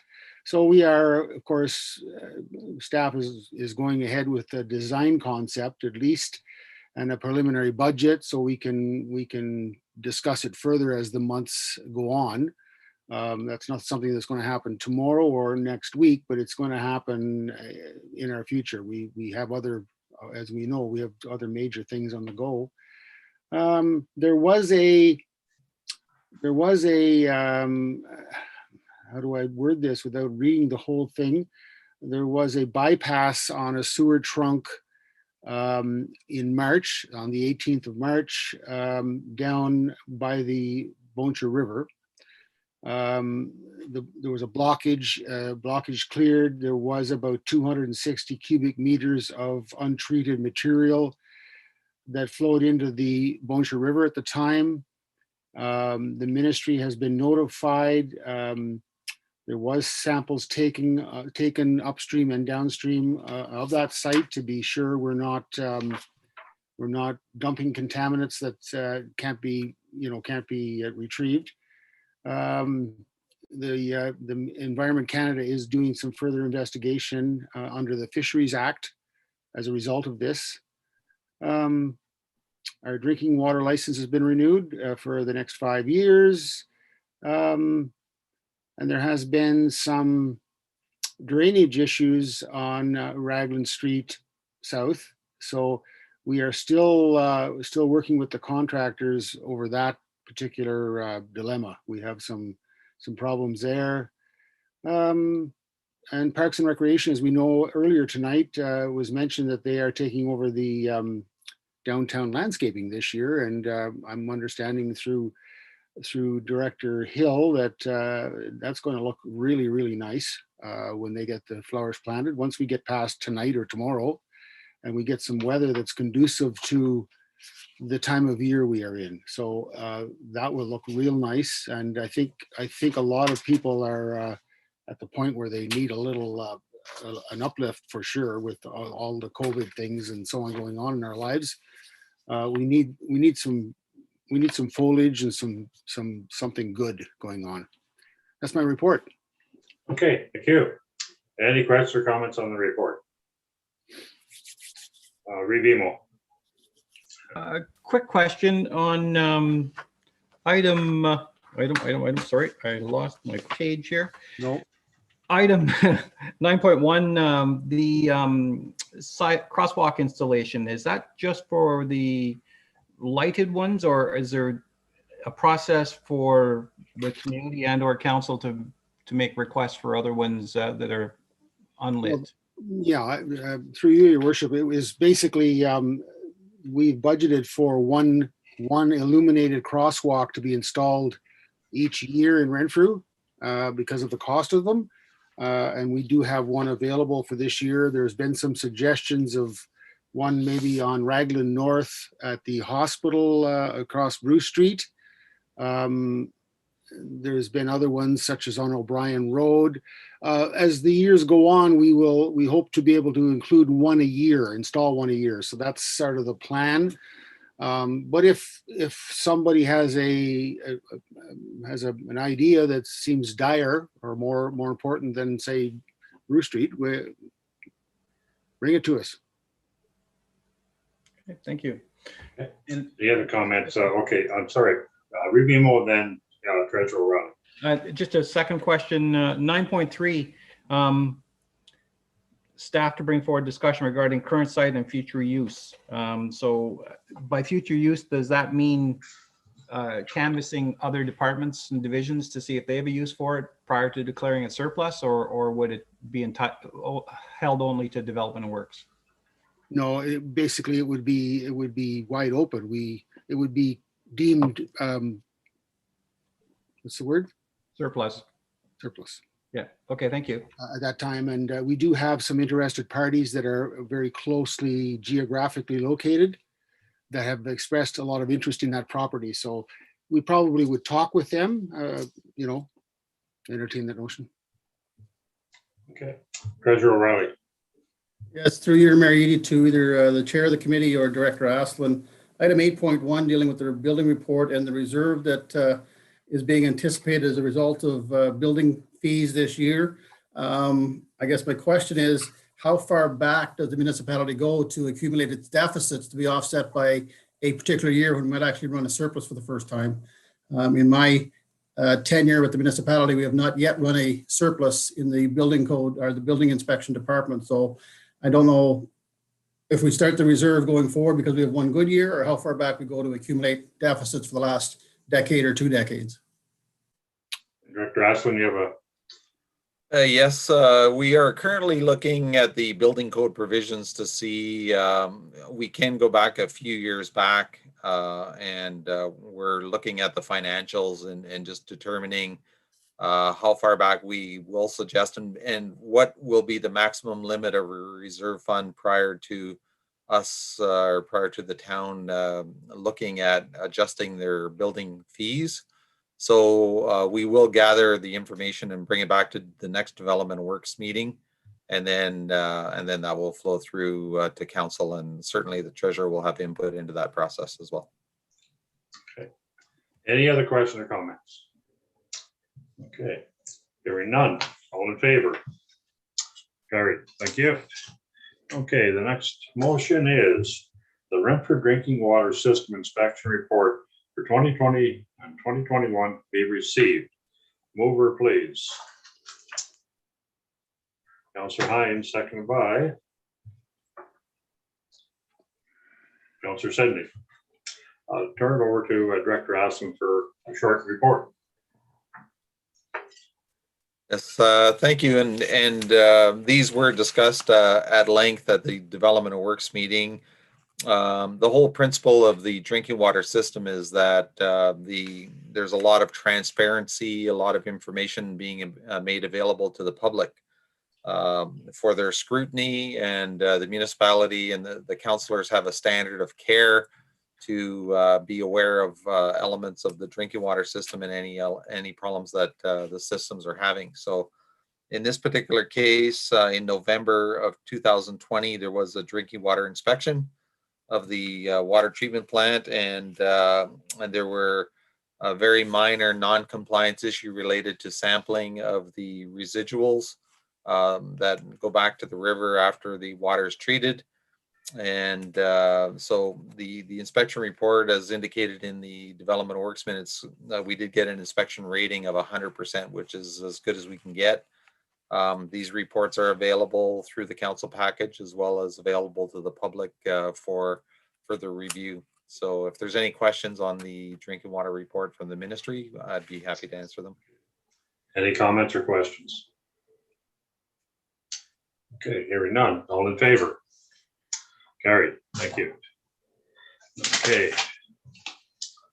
That the 2020 annual report on Renfrew's wastewater system be received.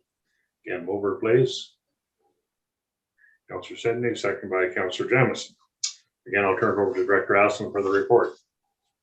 Yes, so the Ontario Clean Water Agency operate the sewage treatment plant on our behalf, and annually they do provide a report on all the different elements of the wastewater plant and how it's performing. I can tell you that that the plant is still performing very, very well, almost beyond its expectations.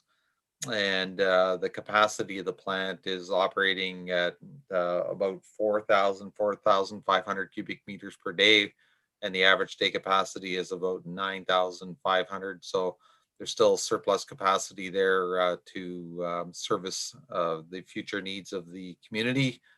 I think what's important is the plant is performing well. And as we continue with our infrastructure and underground infrastructure works, separating the storm and sanitary sewers will serve the town very well going into the future. So again, the report is available to the public and to any members of council.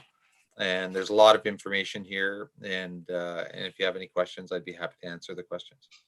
Okay, any questions, council? Okay, hearing none. All in favor? Carried, thank you. Okay. Next item, kind of interesting. The Reeve will be heard before council provide an update on the Ontario Winter Games to be held in Renfrew County in 2022. Mover, please. Revimo, second by Councillor Sidney. Turn over to Revimo for the report. Thank you. And Clerk Bulmer, are you able to share your screen with this? Yeah, I'm just Teeing it bringing up. up in a second. Thank you. Thank you very much. The next slide, please. And the next one after that. So as you can see, the Ontario Winter Games have been held since 1970, and it takes place every 2 years. Renfrew County was granted the opportunity in January of this year, and Warden Robinson and County Council asked me if I would take a role in it. And we have 3,500 athletes, coaches, and managers, about 2,500 athletes and 1,000 coaches and managers accompanying them and officials. As you can see, the ages are from 11 to 20, and there are 27 different sporting events.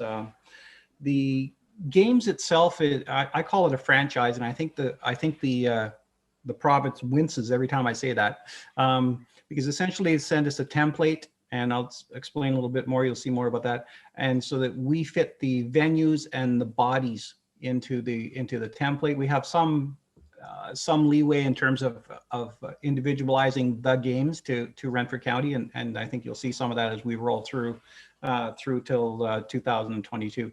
So could you move the slide, please? So this is the first time it's been held in the county, and it's one of the first major sporting events following COVID. And so we've talked about it as a coming out party. It's a coming out party to introduce the province of Ontario to Renfrew County and all of our splendor and many, many things that we do.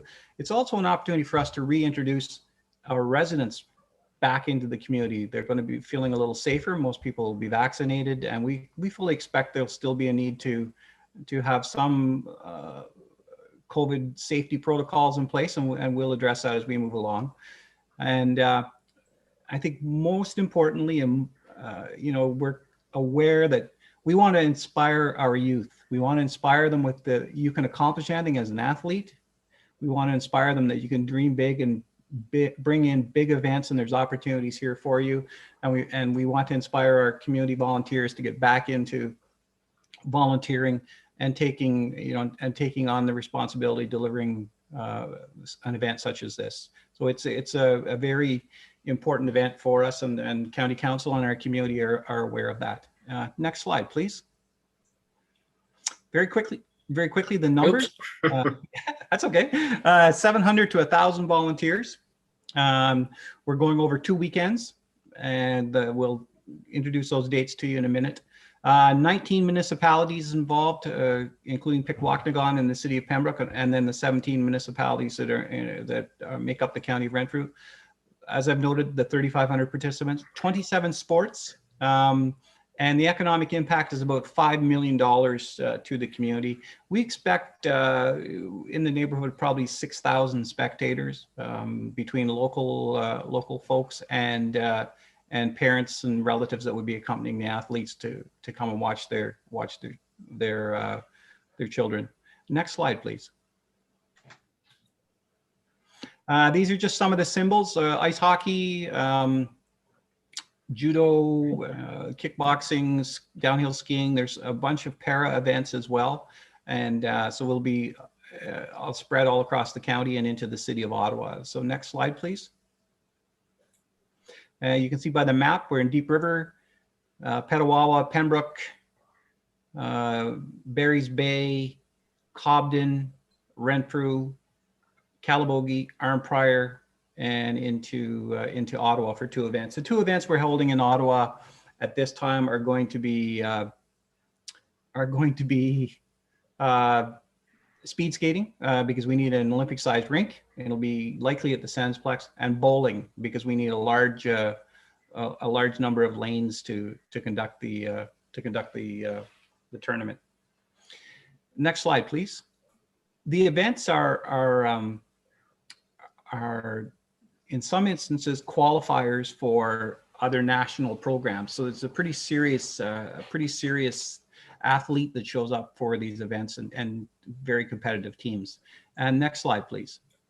So as I've said, the vision is to implement a winter games of such high quality that it becomes the gold standard for future games while promoting Renfrew County as a thriving, growing, and diverse community. So we want people to come here, the athletes to have a really good time and make this a memory, and we want spectators to talk about it, and we want the next series of organizers to have to improve on what we've done, but talk about matching what we've done. And I think back to the example of the International Plowing Match in 1994. It was one of the most financially successful ones to that time of the International Plowing Matches. And I look at Expo 150 as another example of something that was put together to represent our whole community. And the mission, and people still talk about those events, some 30 years later. So the mission to showcase our county to all of Ontario and ensure that all participants in the games have a high quality, memorable experience. And this will be achieved through flawless execution, quality facilities, and friendly, helpful volunteer staff, all working together towards a common goal. So we're very comfortable and confident that we have the right volunteers. As you know, any event you go to across the county, whether it's a church supper in Wilno, a car show in Arnprior, fiddling in Pembroke, bluegrass in Renfrew, a fair in Beachburg, you're welcome. You have a good time. And you always want to go back. And so we're pretty confident we can transfer those qualities of our community to the bigger stage of the Winter Games. Next slide, please. And so why are we holding the games? Well, we want to celebrate together as one big community. As I've mentioned, this is Renfrew County is geographically large, but a small community in a lot of ways, and we want to showcase that.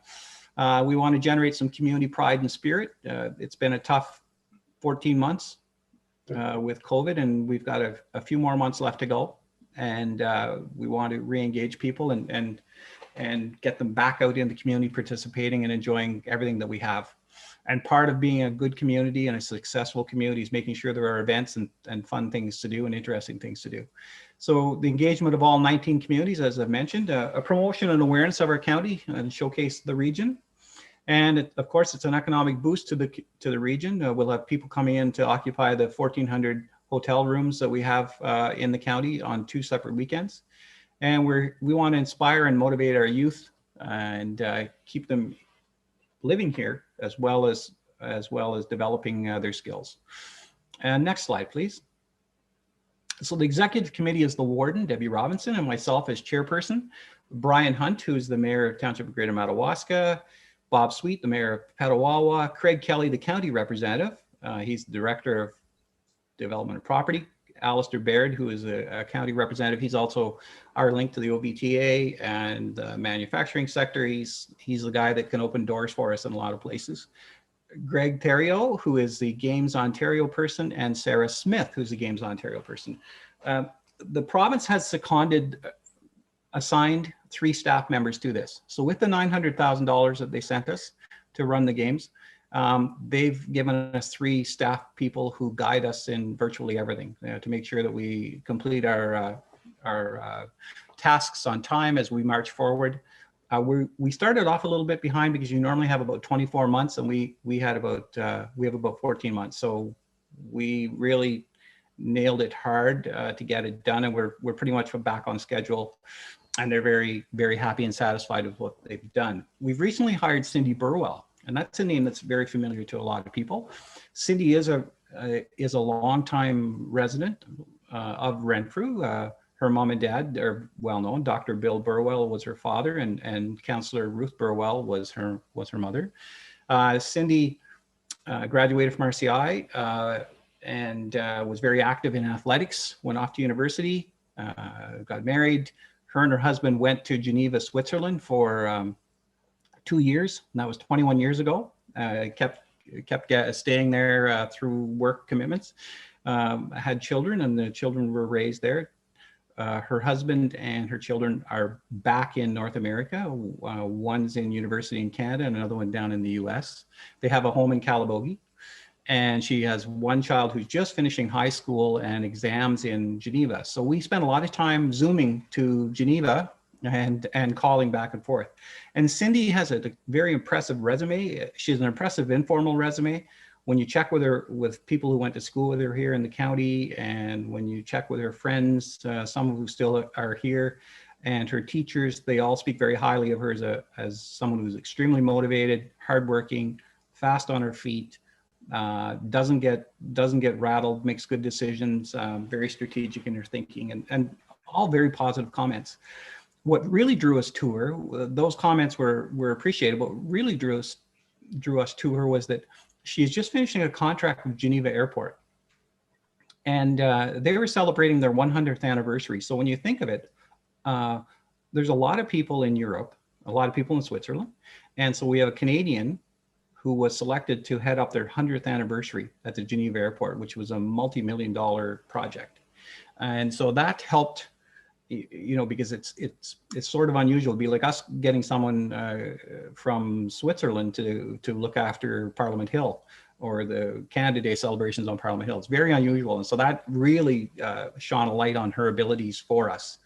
Also, she has organized a series of hockey tournaments over there as well, with numerous volunteers with teams from various international markets such as Russia, the Czech Republic, some from the Far East as well. And so that's a pretty impressive resume, as well as set up a series of coaching clinics to improve the quality of hockey over there, and a brews festival where she had various beers and things organized from across Europe. And I tease her about this, but one significant error or lack of judgment that's concerning is that she has spent 21 years there and didn't go to the Spengler Cup in Davos. And so that's a black mark, which we're hoping that she'll erase. But Cindy will be with us sometime in the 1st of June, and she's working full time for us through until I believe April, by the time we wrap up the final report. We're very happy to have her. And next slide, please. We had 16 subcommittees representing the games in our 8 different communities. So Chrissy Joliker is the accommodations chair. She's looking after booking all of the hotels. And she works on base, has been very active in Petawawa in a number of community events, as well as hockey tournaments and stuff like that. So she understands moving bodies in and finding them places to be. Shannon Fraser is our administrative chair, and Mayor Eadie will recognize her. She was with us with our physician recruiting, Renfrew Health Services Village. She was initially with us there, so she's looking after administration needs. Jennifer Murphy, former warden and mayor of Bon Charre Valley, is our finance chair and tasked with keeping us on budget. And as you will attest, that's quite difficult when I'm in charge of something, so she has a good challenge on her hands. Mark Brew, who is the owner of Square Timber Brewing, is our special events chairperson. Really bright guy, lots of ideas. Going to be a very impressive show. We're going to have 2 ceremonies, opening ceremonies, because we have them each on the weekend. The first weekend, 1,700 people will be coming into the community. The second weekend, 1,750. So we're going to have 2 separate opening ceremonies. And next slide, please. Jesse Welch from Backyard Gourmet. He has been known to us through Bluegrass and the Brews Fests and our Blues Festival as well. Or sorry, Bluegrass. And so he's chairing our food services. It's a pretty important task.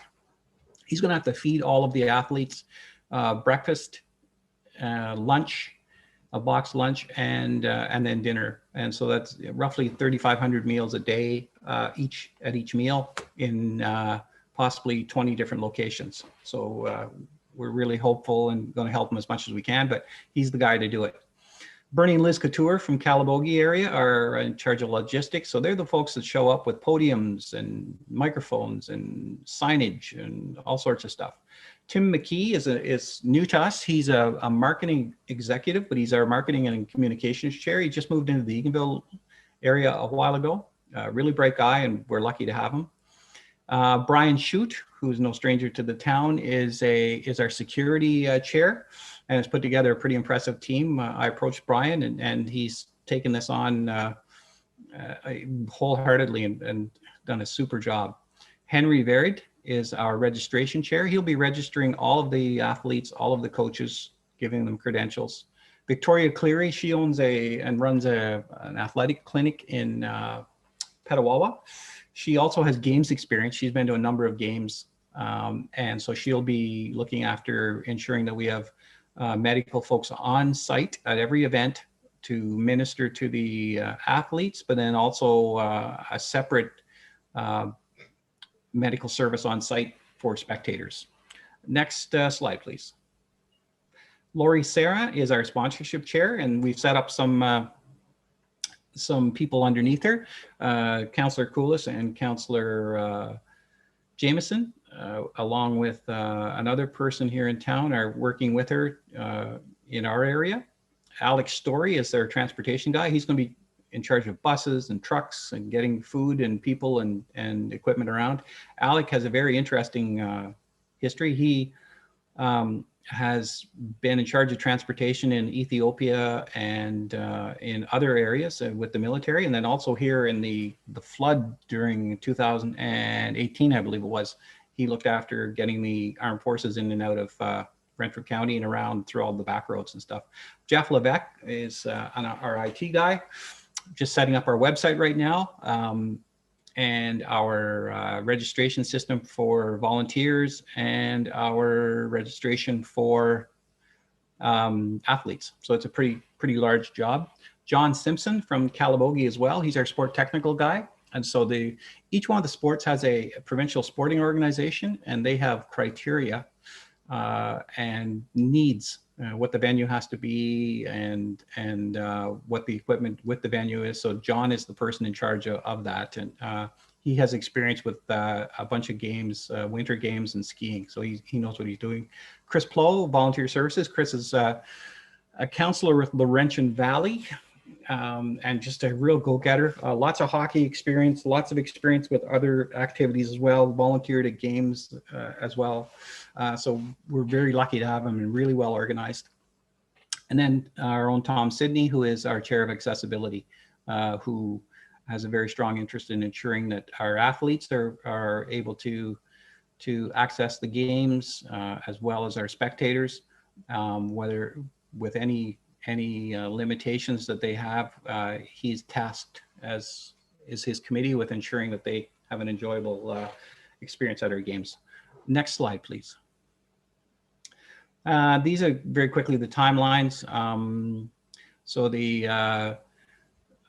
just right through to phase 5, which is the games themselves, which is the one weekend, February 24, 25, 26, and then March 6, 7, and 8 are the 2 weekends. And so phase 3, the 100-day countdown. So we'll have lots of things going on.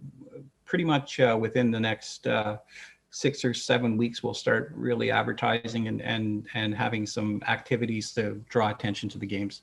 Next slide, please.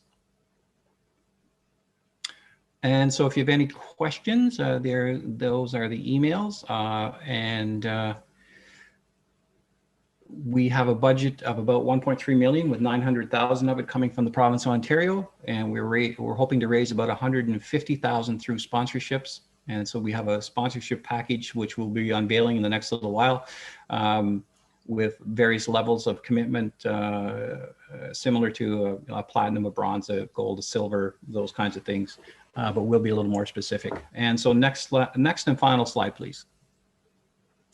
So the way to get started is to quit talking about it and begin doing it. So let's do this. So thank you very much for your attention, and I'll attempt to answer any questions. Okay. Any questions, Council? Councillor Hines.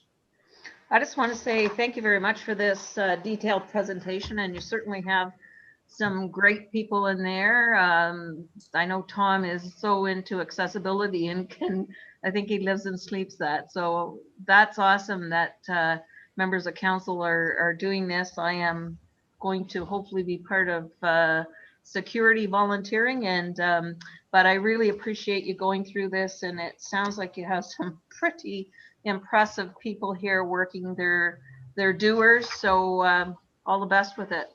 Yes, if I thank can do you. anything else, let me know. I will draw on your experience. You served on a committee with me at Expo 150, so I have you in mind for something down the road. to plug some holes. If Brian doesn't know this year already. Yeah, we're very fortunate. And I have to say, I was pleasantly surprised with the number of people in Renfrew County. We had 200 volunteers through our first application process.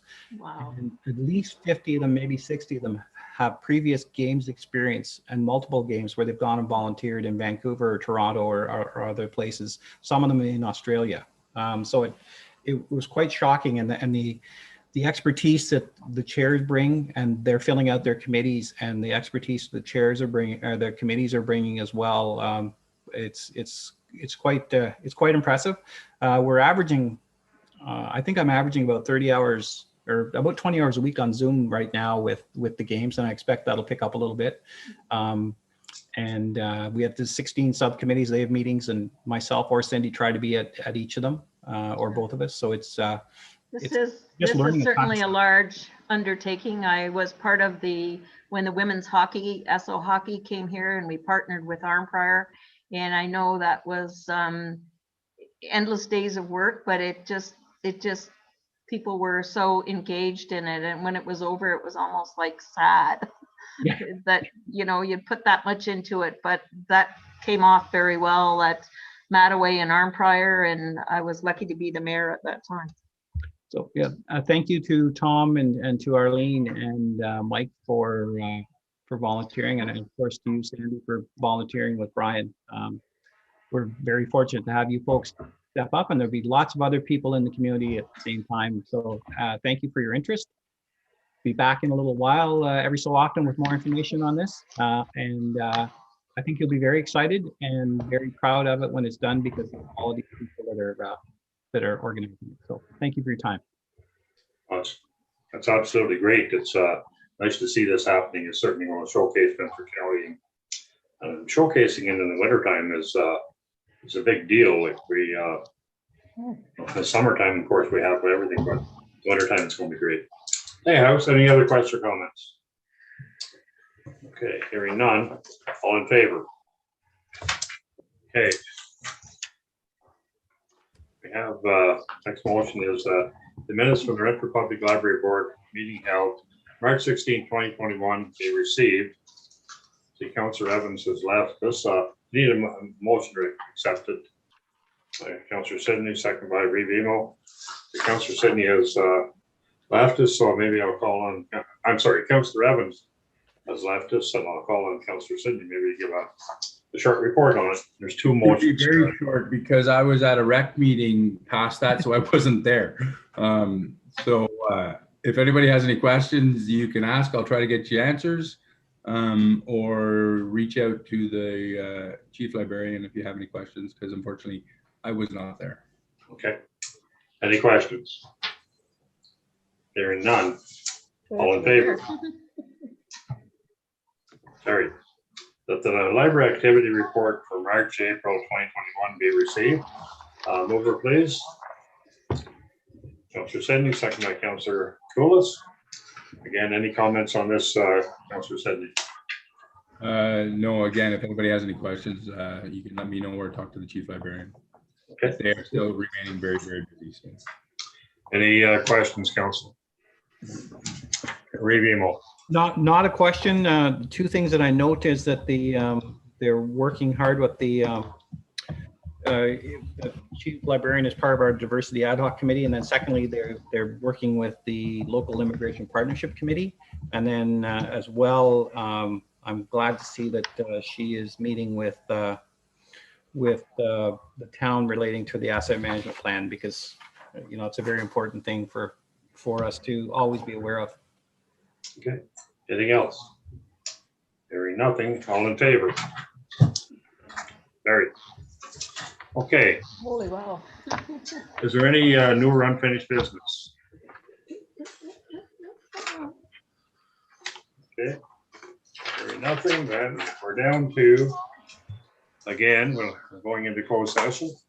The Renfrew Town Council convened in closed session for the following matters pursuant to Section 239 Municipal Act 2001, pursuant to Section 239 2C Municipal Act 2001, a proposed or pending acquisition or disposition of land by municipality or local report. More specifically, to provide an opportunity for staff to update council on the status of the following land sale development files. O'Farrell Financial Development, O'Brien Road, Nautical Land Group, NLG Development, Gibbons Road. Pursuant to Section 239 Municipal Act 2001, personal matters about an identical individual, including municipal or local board employees. More specifically, it relates to an encroachment on town-owned property. I need a mover, please. Okay, Councillor Sidney, second by Councillor Jamison. We are now in closed session.